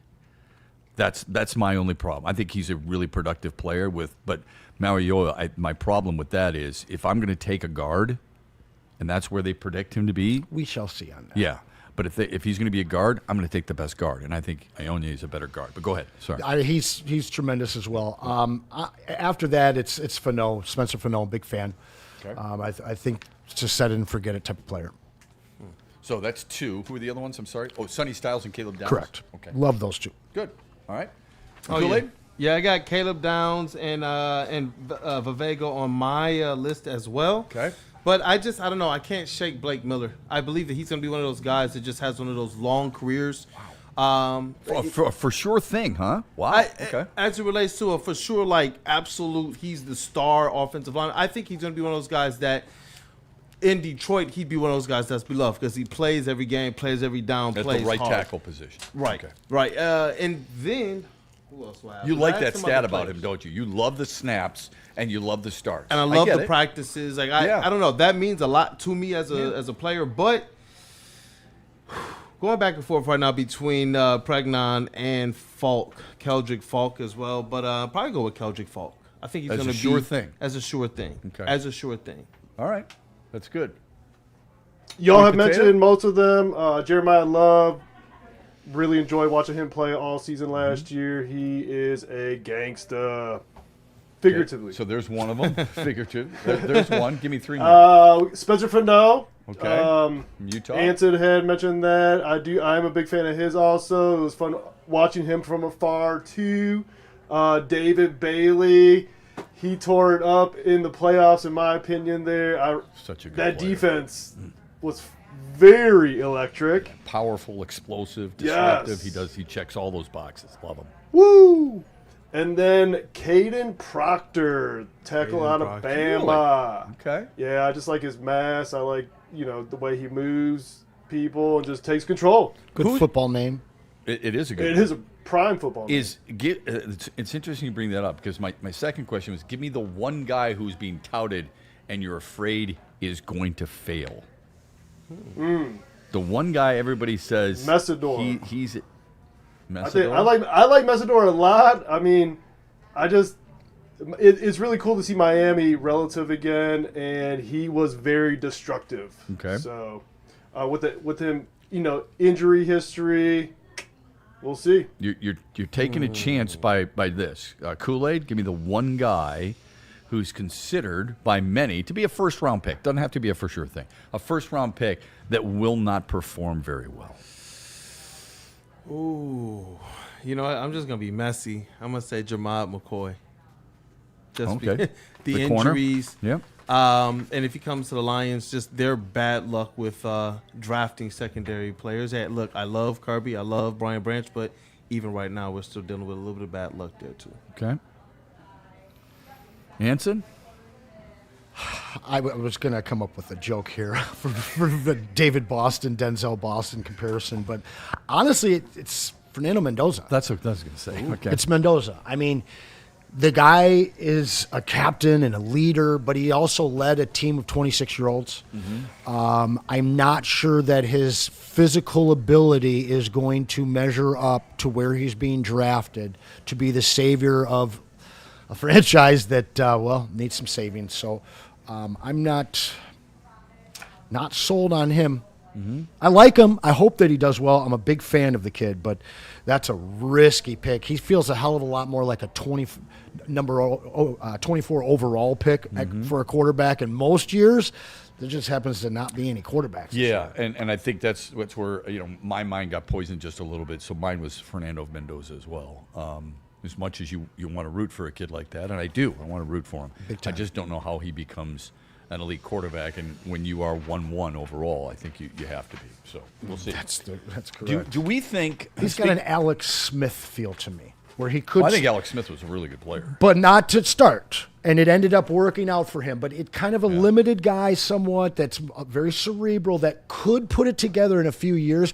I don't think he's going to impact the NFL in his first 2 or 3, though. Oh, I would agree with that. I think that's maybe even the Raiders are thinking that too, because they're hoping that's the reason they obviously signed. Sure. Mr. MSU, Kirk Cousins. Yeah, a really good job. I think Alex Smith is kind of underrated. I'm not saying he's a Hall of Famer, but I think he's kind of underrated. But he was a big bust in the eyes of the NFL community for a few years. For probably 5 years. Yeah, you're probably right. Until he went 13-3, right, with San Francisco. He's got like 100 wins as a starting quarterback. He ended up having a very good career, and that's where I kind of see Mendoza if he's successful taking that path. Do we think, to shift gears here, do we think that Jalen Duren is elite? Jalen Duren? Elite? Yeah. Here's the reason I bring it up, is because here's what we heard yesterday. When Cade Cunningham and Luka Doncic were winners of their appeal, where they can now be considered for postseason awards, the immediate thought was both will be first-team All-NBA, and I think that's correct. The second thought was it hurts Jalen Duren, not just from a contractual standpoint, because he won't be All-NBA. I think he will be. I think he was second-team All-NBA going into this discussion. How much do you think this hurts Jalen Duren, number one? And number two, do you still think he can be an All-NBA performer? In other words, top 15. They no longer go by the positions, 2 guards, 2 forwards, and a center. They don't do that any longer. They take what they consider to be the 5 best players. And I think we can all agree that the 5 best players on first-team NBA will be, in no particular order, Cade Cunningham, Victor Wembanyama, Luka Doncic, Nikola Jokic, and Shai Gilgeous-Alexander. That leaves 10 more spots. Is Jalen Duren one of the 10? And if not, who is? I think that he is one of the 15 best players in the NBA. I don't believe that it will happen this year. Okay. This is a guy that there was people talking about trading him last year before the season started. There were people that didn't think that he'd ever take that big jump that we saw him absolutely take this year. I was very upset that they did not sign him long-term this summer. Absolutely extend that guy at his age and what he was looking to do. Now, did I think he'd take this kind of a jump? No, I did not. And when you take this kind of a jump, you get the most improved player of the year. When you do it for 2 years in a row, then you get recognized as being all NBA. I think the jump that he made from last year, the gap between who he was last year and this year is too much for old school dumb voters in the NBA, and I think he'll be just on the outskirts of that top 15. So then answer the second part of the question. Who are the 10 players you're taking ahead of him? Okay. So we're going to go through this here. We did this a little bit before the show. Let me try and recreate here. You're not supposed to admit that. Well, we prep. They know we prep, you know. Maybe I'll change some things, but Kawhi's in there. Tyrese Maxey's in there. Did you have Luka in your first 5? Yes. You did, okay. So I think the first 5 are obvious. Am I wrong there, Kool-Aid? No. The first 5 are obvious. Yeah. I think that Steph Curry still gets in there. Okay, that's where I would divert there. He's a top 9 player in terms of production and efficiency on the entire season. All right. Ant-Man just missed because of only playing 61 games. Correct. Did not win his appeal. Scotty Barnes, I do believe what he has done this year, he will be there. Kevin Durant, hard to leave that man off of there. Jalen Johnson, number 6. Jaylen Brown, number 7. And now you're talking about those final 3 spots that are really iffy and up in the air. You got Karl Anthony Towns and Brunson. You've got Harden. You've got Chet Holmgren. These are all guys. You've got Donovan Mitchell and Jamal Murray. And yep. Yeah. And Murray's having a hell of a season this year, even though he was sure is. pretty bad last year. So I don't care about last It's year. one of those things for me that just they don't love to give those young players the All-NBA nod when it's their first year of elite play. They want to see it 2 years later. That's where Jalen Johnson becomes interesting being an inclusion, though, because in Duren, he's improved in everything. You can't foul him anymore. You can't just say, hey, you know what, he's a self-check in the paint. You give him the ball in the paint, and it's a bucket. Right. He has people hanging off of him every time. He's becoming darn near unstoppable. He is number 1 in points in the paint. They cannot stop the pick and roll or the lob connection, either one of those between he and Cade Cunningham. And when it becomes something as dominant as that is when I think that it deserves at least another look. And those last few names you mentioned, I don't know why Duren doesn't have as good, if not a better, resume or claim to that at least that third team. I would say I would put him in there as a third team member. Yeah, I at would. least. And I am not one of those guys who Pistons can do no wrong. Jalen Johnson definitely deserves it. Dude's averaging 22 and a half, I wanted him on the 10 rebounds, and he's shooting 79% from the free throw line. Okay, so I'm not disparaging him by any stretch. Chet Holmgren, no for me. James Harden, no for me. Jalen Duren, yes. Well, let me stop you there. Look, I can be poisoned. So let me just give you who my second team would be. It would be Brown. It would be Kawhi Leonard. Okay. It would be Tyrese Maxey. It would be Jalen Brunson. I know that. I know it stings. And probably Kevin Durant. And then if you're looking at 3, it would probably be Jalen Johnson, Scotty Barnes, Jamal Murray, Jalen Duren, and Donovan Mitchell. That's a good. So I want to remind you to when you finish that first team, because there's 3 teams here that we're talking about having a possible 2 players in that top 3. You're talking about Cleveland, you're talking about Detroit, yes, and you're talking about OKC. Does that matter to you? Well, no, I think it does, because everybody else that we're talking about here is the best player on their team, right? So when you start getting into the second best player on a team, now you're kind of comparing, okay, a Duren or Murray's not the best player on his team. Murray's number 2. Yeah, Jamal Murray has had that season. He really has. He's probably going to make it on there. Yeah. So that would be one guy. It's just hard that you don't see a lot of that. Historically, teams doubling up, you're saying. Correct. But when you win 60 games and you're the second most efficient defensive team in the league, and Oklahoma City's number 1, if some people believe Chet Holmgren's in there, there's 2 from them. So I don't expect Philadelphia to have it. I think it's pretty obvious. But this dude, it's not like this dude was an all-star. Okay, this dude's in the conversation. He's probably not going to win it, unfortunately, for most improved player, because I gave you some of the reasons yesterday, and I don't like him. I think he is, but that's just the way it goes. I don't know why it should matter if a team that has had such great success should have 2. I don't. It's just when you're getting down to the end of that list, all of those third-team players have an opportunity to be the second best player on a team. Gotcha. You're talking about Jalen Johnson, obviously the best player in Atlanta. Donovan Mitchell. See, the Cleveland one is really curious to me, because Harden is just kind of a perennial on that team, or on that All NBA, whether it's first, second, or third team. But which we got to get out of. But what has he done? What has he done since he's gotten to Cleveland? I mean, he's been very, very good. Does it knock Donovan Mitchell now, who before they got Harden was having an All-NBA type of season?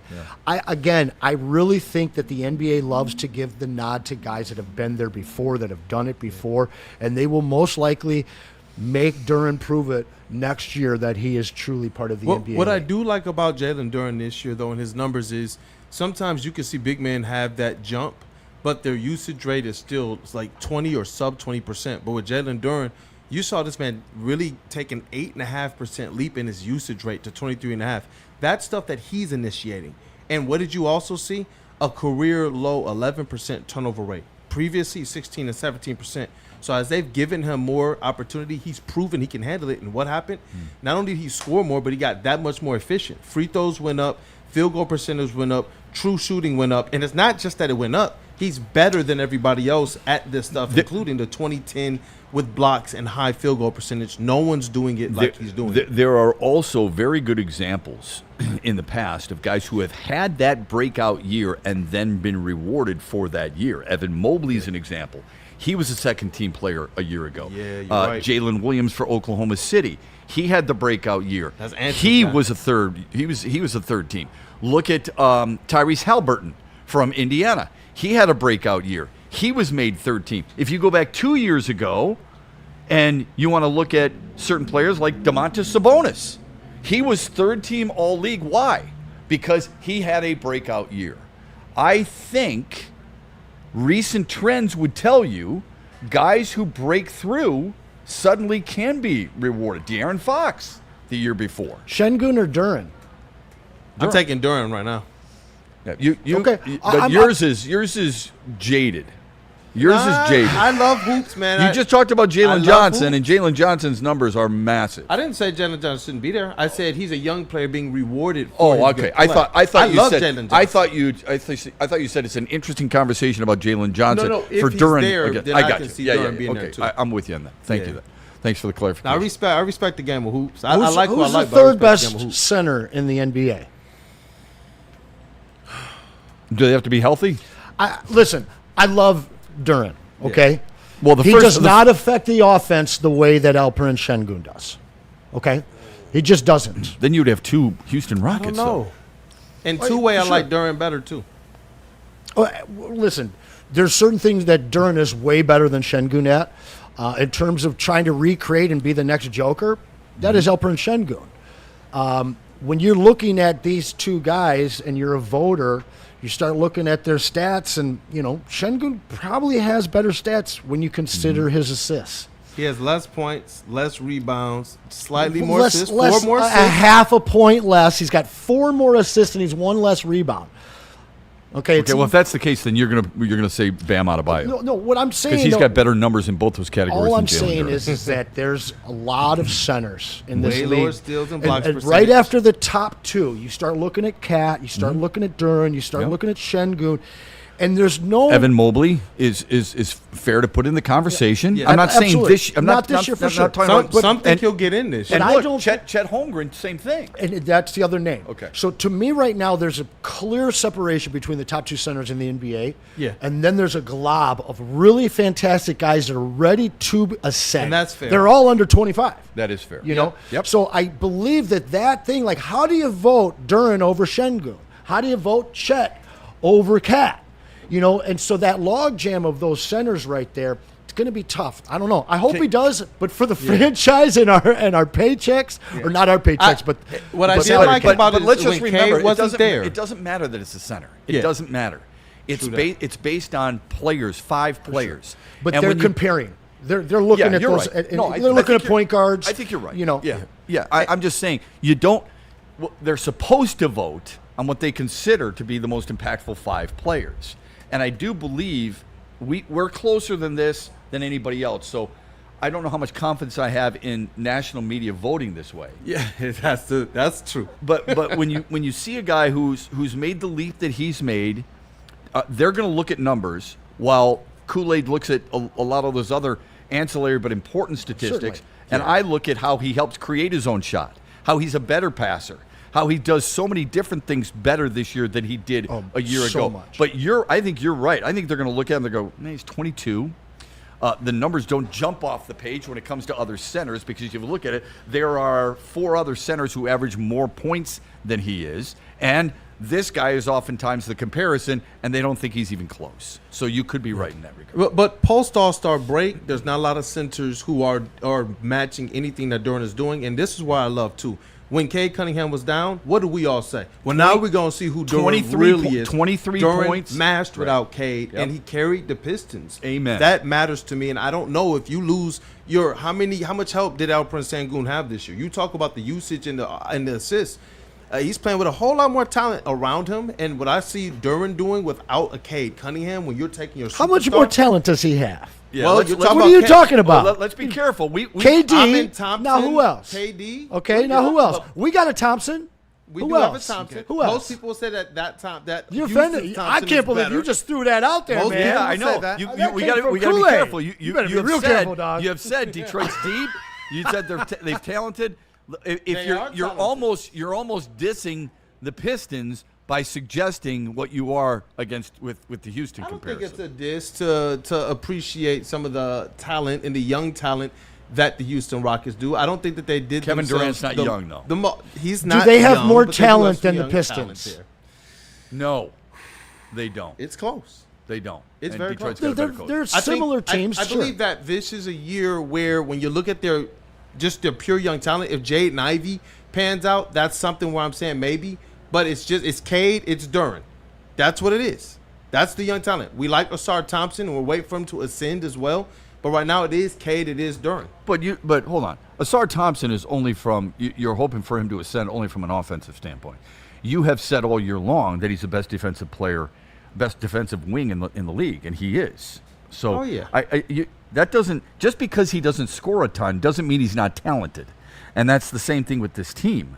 So I don't think Houston has better talent. I think Detroit has better talent. I think Detroit's got a better coach, and I think they got a better superstar right now.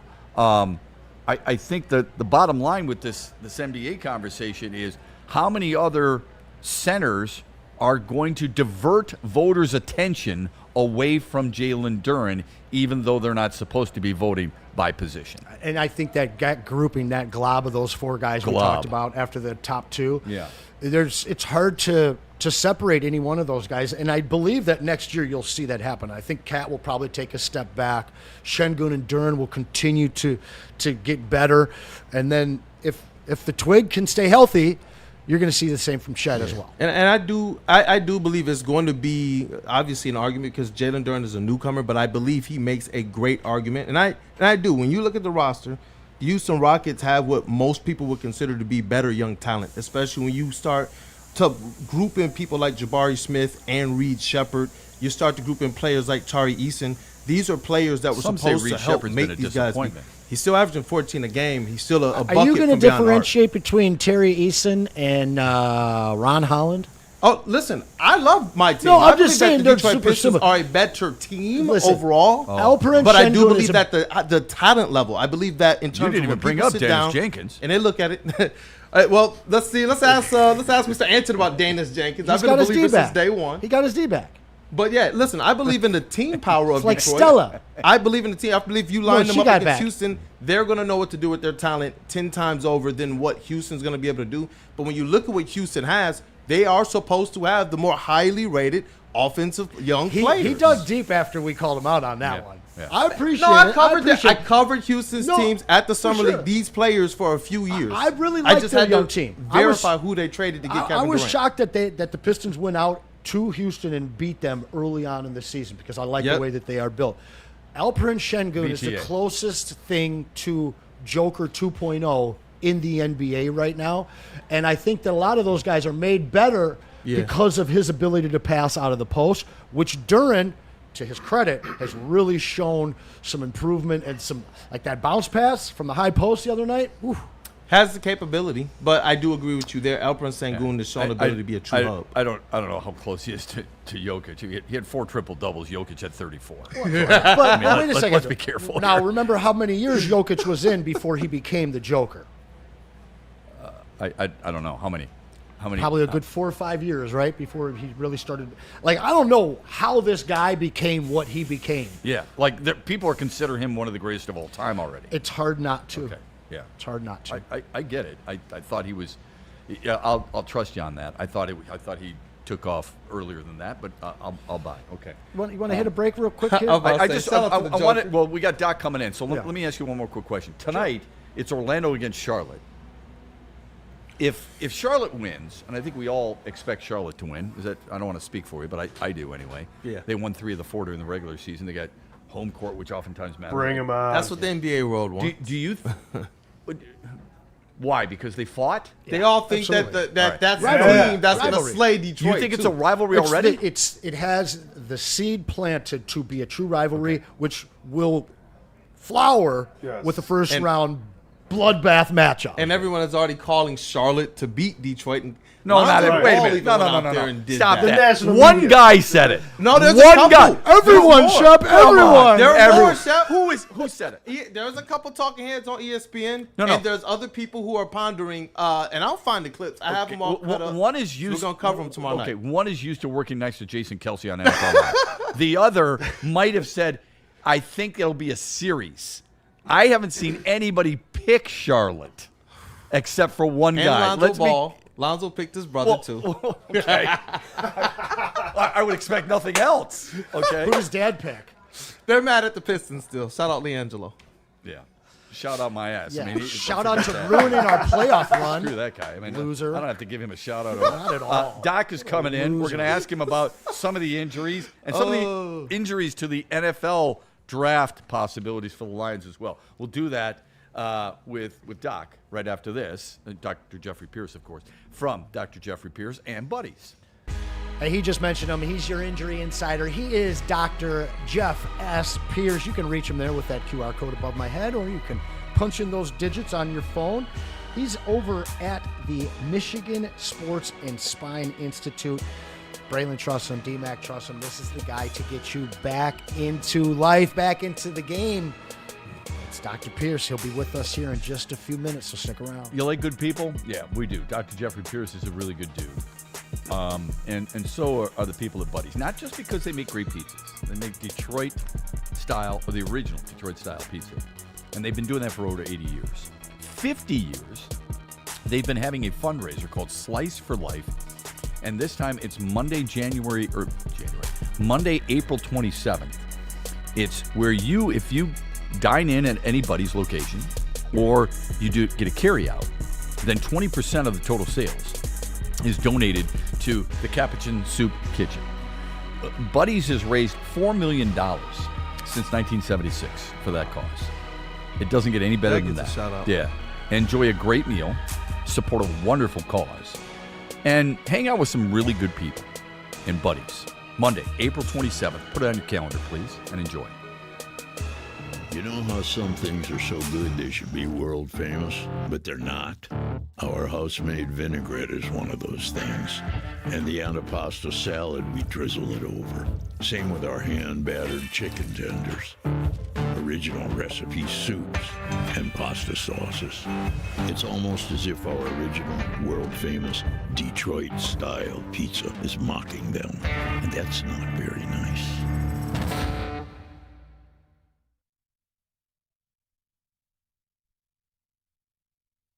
Planet Fitness now has even more best-in-class strength equipment. Join today for $1 down and save. We're stepping it up. We're not slowing down. Finding new faith. New focus. Love that new equipment smell.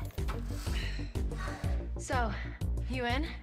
Join the club today. Save when you join for just $1 down, $15 a month. Planet Fitness. We're all strong on this planet. Why do we fight? We fight to protect the innocent, to hold the powerful accountable, to bring the oppressors to justice.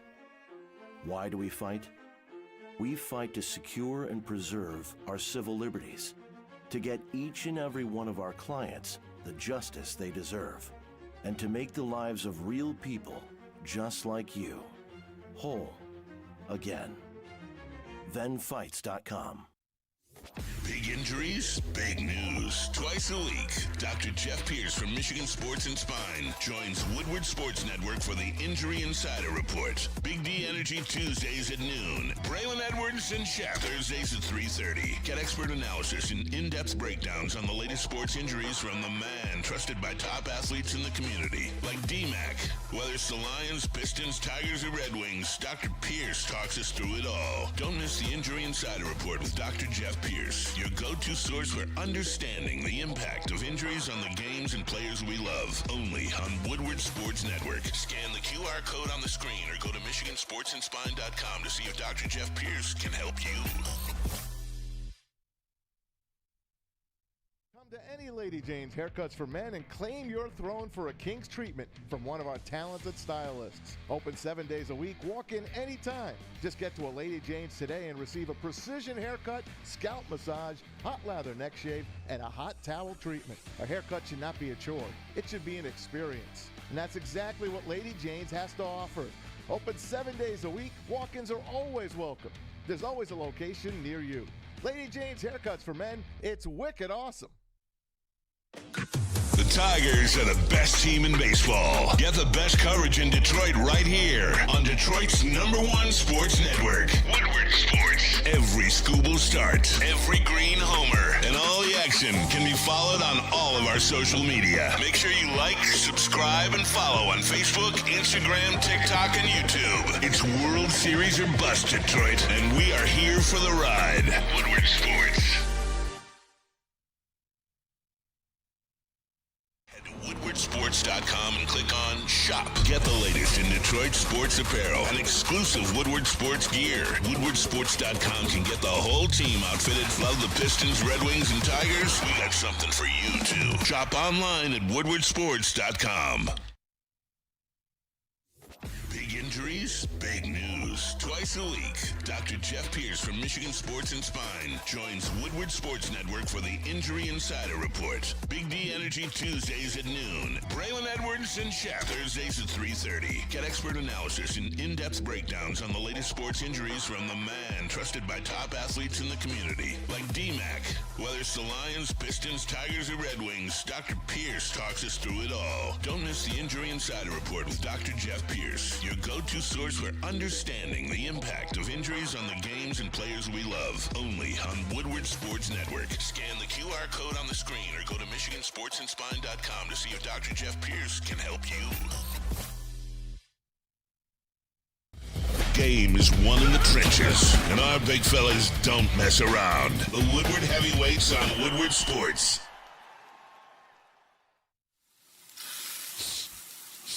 You smell that? That's Brad Holmes cooking. And the off-season smells good. Woodward Sports.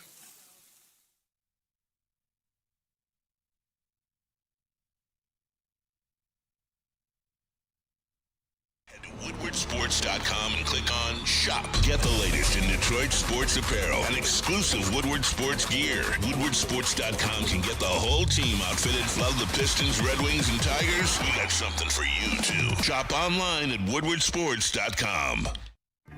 Find your sun with Sun Cruiser Vodka Iced Tea. Made with real iced tea and real vodka. Cold, refreshing, and made for moments like these all year long. Let the good times cruise with Sun Cruiser. Come to any Lady Jane's Haircuts for Men and claim your throne for a king's treatment from one of our talented stylists. Open 7 days a week. Walk in anytime. Just get to a Lady Jane's today and receive a precision haircut, scalp massage, hot lather neck shave, and a hot towel treatment. A haircut should not be a chore. It should be an experience. And that's exactly what Lady Jane's has to offer. Open 7 days a week. Walk-ins are always welcome. There's always a location near you. Lady Jane's Haircuts for Men. It's wicked awesome. Head to WoodwardSports.com and click on Shop. Get the latest in Detroit sports apparel and exclusive Woodward Sports gear. WoodwardSports.com can get the whole team outfitted. Love the Pistons, Red Wings, and Tigers? We got something for you, too. Shop online at WoodwardSports.com. You smell that? That's Brad Holmes cooking. And the off-season smells good. Woodward Sports. I'm so excited for our crew up in Sault Ste. Marie today, up at Black Rock, the Heavies, Justin, and of course the legend D-Mac. Starting off at 4 p.m., D-Mac will be doing a meet and greet. So if you're in the Sault Ste. Marie area, head on over to Black Rock. And then, of course, from 5 till 7, they'll be doing the Heavies, and they will be smashing some of that amazing food over at Black Rock. Check them out at Black Rock Bar and Grill. You know, the National Basketball Coaches Association voted J.B. Bickerstaff Coach of the Year, year in and year out. Lady Jane's, the best place to get a haircut for men. That's true. I mean, they've got 28 locations throughout the state of Michigan. It's clean. It smells really good in there, too. And you're in, you're out. You sign up, you sit in a chair, you can watch a golf event, you can watch the NFL draft, whatever's going on, and then you're out the door looking better than when you came in. Lady Jane's open 7 days a week. Walk in anytime. It is wicked awesome. And speaking of the NFL draft, we are going to have a draft party here on Woodward Sports, live at Massage Chair House in Bloomfield Hills. Round 1, the NFL draft party next Thursday. We want you there. You can tune in as we broadcast live from the largest massage chair showroom in the entire Midwest. We're bringing you wall-to-wall NFL draft coverage. It features your favorite Woodward Sports personalities, elite expert analysis as the picks roll in. The Massage Chair House in Bloomfield Hills. Be there next Thursday for the Woodward Sports NFL draft party as the Lions get set to draft 17. And there are some question marks about some players. Well, I want to ask real quick as we welcome in Jeffrey Pierce. How, you don't have to talk about a certain player, but when a player misses an entire season with a torn ACL and another player misses parts of seasons with an injury to both feet and a shoulder injury, what kind of red flags should that create for any organization, no matter whether it's football or any sport? And welcome, by the way. Good to see you in person. You look fresh and you look tan. Way to go. Thanks. Yeah. Coming out tough on the power questions. I thought I was going to get something easy. What have you been hanging out doing? No. Yeah, I mean, does it raise a red flag? I've always found this to be a glass half full, right? Okay. J-Mo's a great example. He's ACL, whatever. He came back slower than we thought, but he came back stronger. I think hindsight, we get to say he's doing a lot better, right? So when you say, I've always said when you have an injury, it matures the player with the right mind, right? It all gets down to their mind. From a medical standpoint, and all the stuff we do and the secret sauces and all that, they're going to heal. They're going to get better unless something unfortunately went wrong. When you have a pure ACL in today's medical environment, you should be able to return. If you got the football smarts and the football mentality, do you have the grit and the power in your brain to overcome? And that's really what it gets down to. It gets down to his personality and commitment. Okay. If this guy was there, he followed every lead, he was ahead of it. I always use Hutchinson as a great example. One, to say Hutchinson, but two, he really was a picture-perfect recovery. The repair, the recovery, the rehab. And people have to understand, you don't just go from healed to on the field. There's recovery of the body. There's certain ways that the body needs to recover from a speed aspect. You can't just grow big muscles in your thigh and your quads and expect that the feedback systems to be the same. You have to slowly bring them back in a strategic order for what we call a firing pattern. Okay. So there's a whole recovery. Did that player do that, or did he say, Doc said I'm down for 4 months. I'm sitting here for 4 months. You know, that kind of attitude. Or there's stuff to do. There's ways of pushing it all the way I up. like that. Okay. So good explanation. Appreciate that. Yeah. So it's really it gets down to the mentality. There's a lot of guys. I mean, we see them. Well, Braylon. Braylon had to come back from. Yeah. Braylon's come back, but I'm saying there's a lot of guys like basketball. You need 5 guys to play. There's so many talented guys that had an injury that never could recover because of their mental toughness. They didn't know what to do. I mean, we've had a lot of, Gervin and I have had a lot of discussions. Oh my God, that guy was great. He's playing, 3-on-3 or ABA or whatever else. Jaden Ivey, great example. example. I mean, I wasn't going to bring it up, but Free Ivy. It's a mental. You got to think about and just put it to a work injury. If you're a worker on the line, you're providing for your family, all of a sudden you have a major injury. That mentally beats you, right? Sure. You can't provide for your family. Your wife's thinking less of you.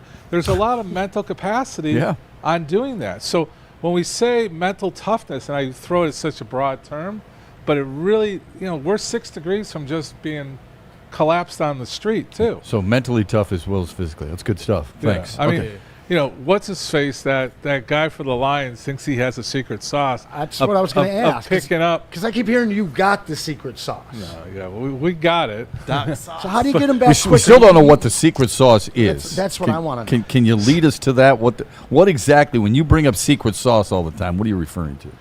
So the secret sauce, like right now, okay, you guys have been pushing on it. I'm not going to let everything out of the bag, but some of the stuff that's out there. Some of the stuff that's out there is the peptide stuff. Okay. Right? So peptides is just taken over. It's the biggest thing. It's the biggest thing being asked right now. I just got back from Florida. It's on every street corner. Michigan, we're a little bit behind. What is peptide then? Peptides, as we break it down, is synthetic amino acids. Okay? So right now there's a big buzz from a political standpoint because of Big Pharma. What's Big Pharma doing? Big Pharma is blocking peptides. Why are they blocking peptides? Because of the financial dollar. If the peptides are working better, they're the building blocks of recovery, right? So I've always said the human body is the best healing mechanism ever built. As much as we want to replicate and AI and all that, think about it. A child born at day 0 to 1 year, look at all that development. That's all because of what's going on in the body. We're starting to uncover how that healing process, the recovery process, there's stuff going on. You do so much damage to your body on a daily basis. They say you need proper sleep. Only on the weekends. You need proper sleep so your body can recover. Okay, but what exactly is it? Is it something you inject? Is it something you take? What do we have up there? So we have a vial. So right now, these are the peptides that are being approved as of April 15th. This came out. Okay. So this is a whole list that were all black marketed in 23. Kennedy has now come out and said these are the approved. The good and bad of this is, the bad was it was not being regulated. It was all black market. People were getting it. People in the gyms, you hear about, oh, my buddy's on peptides. Hey, how'd you lose all that weight? God, you look great. 90% of those people have been put on peptides. BPC 157 for gut health and healing is probably the biggest thing. So the thing is, we push towards the Wolverine. So this is a lot to absorb, but these are the ones that are now going to be available through a structured pharmacy, not black market pharmacy. So it's over-the-counter stuff? This is, no, not, well. It has to be prescribed? These now have to be prescribed. He's putting regulation on it that there wasn't regulation before. So without the regulation, you're starting to see the wild, wild west. So we're now seeing medical issues that are happening in the office, like losing hair. Your pancreas was exploding, belly pain, a lot of stuff, because there wasn't standards being put. There's now standards of pharmacies that are now approved for FDA approval. Okay. When we start talking about, like for our audience, which is what, 80, 90% men? Yes, sir. They're all worried about this stuff that I'm talking about. You hear about the big Wolverine, right? So Wolverine is basically stacking.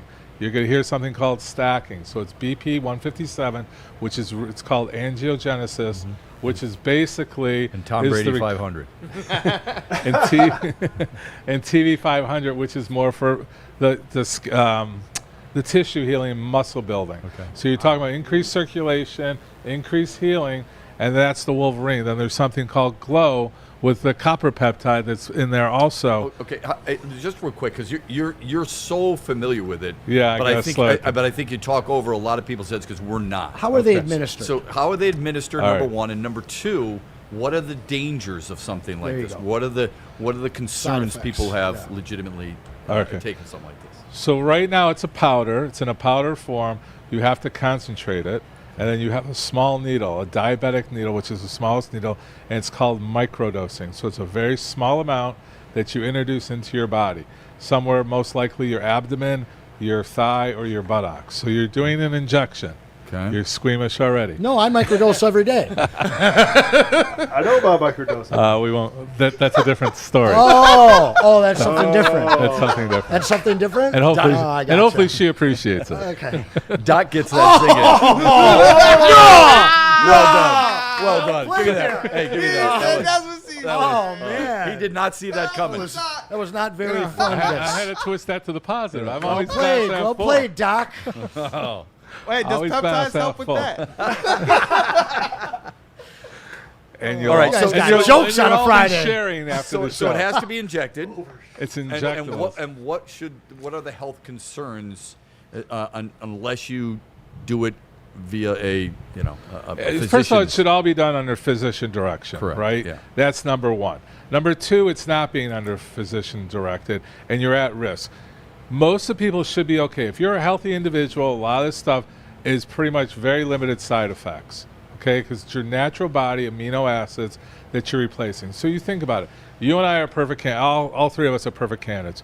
When you're in your young teens and 20s, you have a great system that's working. It's full-blown. It's explosive, okay? It's very robust. As we age, all those things start deteriorating down. They're not as efficient. Sometimes really, let's call it the age of 30. Usually women, it's about age 25, men, it's about 28. But by age 30, your working system inside your self-healing that you are now not as efficient. These create the efficiencies. This is creating signaling to wake these things up again. So you're going to hear the word I was going to say, if I'm healthy, if the three of us are healthy, what do I need it for? But you're saying because the definition of healthy is different. You're not healthy like you were when you were 25. Correct. If I can take you back to your 25 versus now, what would you pick? Probably take 25. You're right. Probably. And people always think of their testosterone, right? Everybody can, especially on our chat, everybody can relate to the testosterone numbers. Like, oh, I should be 900. My number now is 200, but I'm still in the normal range. Same kind of thing. This is like a battery pack. Look at these things as a battery pack for efficiency, for healing. This is a great way. I think this is BP 157. It's talking about, this guy's talking about the healing.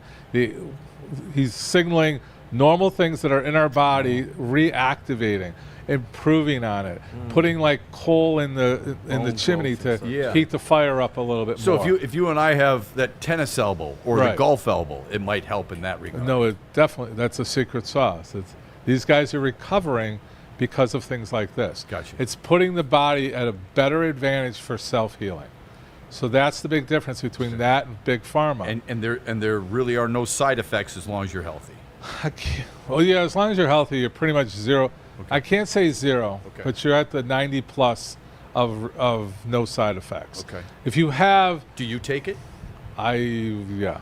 Okay. Well, no, listen. I think it's a fair question. I ask always every ask your doctor that. I always ask doctors that. So I've used it on a lot. I have a lot of people in my circles that are using it. Okay. To the point that I had to study it. My biggest warning, which I like that you brought up, what is the bad side of it? Right now, I'm pushing right now for everybody on our chat and our world that the 19 to 25-year-olds are the biggest growing part of the peptides. That's the biggest reason I'm sitting here talking right now, is to save people of what not to do. So number one, 19 to 25, you have your own mechanisms. You have your own building blocks that you get to utilize. If you start supplementing here prematurely, you're going to reduce the amount that your body can naturally do. So they shouldn't take it. 19 to 25, no way. It's like taking a blue pill at 19. You don't need it. Right. There's no reason for it. Right. That's a mental thing. And that also goes back to an earlier. That also goes back to an earlier joke. But go ahead. But that's my biggest warning. Number two is getting it online. Right now, there's no regulations. What you're going to see over the next 6 to 12 months is further regulations. You want to look at where the pharmacy is. You want to look at the purity. There's stuff coming over with China that you don't know what's in it. Okay. People are looking at price points right now. It is expensive, not overly expensive. I think it's affordable for what we get. Do you have to ask a doctor for this? You got to prescribe it for me. Hey, I Doc, do in my world. Doc, can you give this to me? Don't I have to have a reason for it? Don't I have to give the doctor, before I ask this for you, hey, listen, I need this because I can't swing a golf club anymore because my right and left elbows are killing me, and I think this will help. Yes. Okay. There's the world of, number one, FDA-approved physician script. Okay. There's now FDA not approved, used for different purposes than it was originally, so we call it off-label. Okay. And then there's for research purposes only. Research purposes only. I got asked to get into this about a year ago, and all there was research purpose only. I was not comfortable. We're now comfortable because, one, we have more data. Two, we have better products, more purity. We understand it more. So that's why I'm finally coming out and talking about it. I've known about this for 10 years. It's fascinating. Very big in the last 2.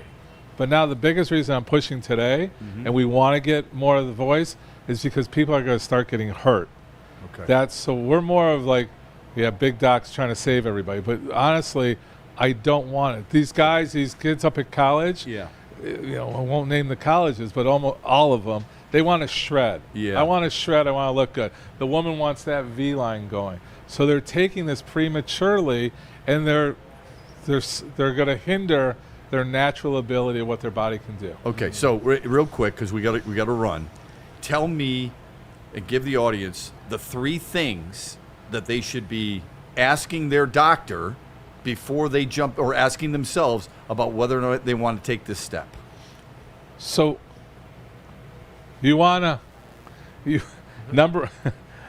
one, you want to talk to the doctor, so what's going on. So like you just said, I feel fine, but are you getting up as fast? Is your muscle growth going? Is your recovery going? Is that aching pain lasting too long? Okay. So you're a candidate. There's the musculoskeletal part, which we're doing all this at Michigan Sports and Spine. So if you're looking, I feel more comfortable you calling us, getting somebody. 2, you're going to talk to doctors, especially in Michigan, that have no clue about it. Some doctors will fake their way through it. 2, they will hopefully refer you to somebody that knows about it, right? So that's what you want to start with your doc. You have to go to like longevity doctors or doctors like us. Okay. What was the second thing you said? Just the 3 things they should be asking their doctor about. And there's musculoskeletal, there's gut health, there's brain health. Those are the 3 big categories. Okay. You're talking about MOTS-C and NAD+, and those are all like second phase. But the biggest thing we didn't really talk about, which started this whole thing with peptides, is the GLP-1s, the weight loss. That's where this all started from. Okay. GLP-1s are peptide amino acids. Is that safe? It is proven to be safe. Okay. We don't know what's going to happen down the road. There are side effects. There's been pancreatic irritation because of I can get all sciencey. Yeah. But basically, there's medical conditions that can happen because of the peptides, because of the side effects. They're now cleaning all that up. That's why something called RETA, which is a GPL-3, which is being held out by Lilly. Big Pharma got a hold of it, just like the GPL-1s, the Ozempics, and the other ones. Anyhow, that's a pharmaceutical grade, and pharmacies are buying it. The Retta is going to be a $1 trillion medication coming out. So these are the kind of things you need to look for. So number one, talk to someone that knows what they're doing. 2, don't get all hyped up because some guy was listening to an Instagram and he's now educating and he's selling out of the backseat of his car. Make sure how it's stored. So it's how it's delivered, how it's stored, and where it's coming from. Right. That's very big. And if you're under 25, it's not necessary. Is there an age limit? Somebody over 80 is an issue? No. Actually, it reduces. Now we're looking at, it's actually really cool we can get all geeky science here, doctor-ish, but there's a lot of stuff going on with dementia, Parkinson's, that's where I was going stroke, with it. Yeah. all the neuro rehab. There's a lot of benefit. Wow. You're seeing recovery a lot quicker. So think about it as your circuitry. Your whole body's a circuitry. It's a blood circuitry. It's electrical circuitry. And as we age, it gets hindered or it gets cut or something happens. This helps with either finding other pathways, enhancing the pathways, or healing the pathways. So like when we talk about, how did the secret sauce with some of the players, this is what's going on. This is fascinating. It really is. I mean, one final question before we go, because we got to do that. Right. So, what's the next step if they want to get some information from you? They can contact your office. I haven't really pushed anything. This I'm pushing for. You need to call us or someone similar to us. Unfortunately, there's a handful of us in Michigan. It's not everywhere, and you can get bad advice.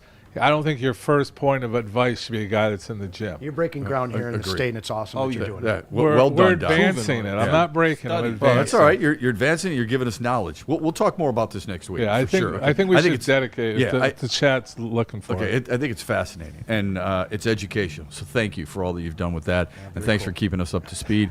We got to get out of here. Yeah, I am too. The heavyweights a little bit later on today. Up north, right? Sault Ste. Marie. That's where they're at. That's Black Rock. At Black Rock up there. We're back with you Monday at 2 o'clock here on the Braylon Edwards Show. Have a great weekend, everybody. Peace out. Looking for your daily sports fix? Look no further. Join Braylon Edwards, the University of Michigan legend. Lofting it right corner of the end zone for Braylon, up in the air. Touchdown, Michigan! And Shep. Do you believe this comeback? Your favorite sports commentator as they tackle the hottest topics in the world of sports. Catch the Braylon Edwards Show with Shep, Monday through Friday from 2 to 4 p.m. on the Woodward Sports Network. Get ready to laugh, learn, and love sports like never before.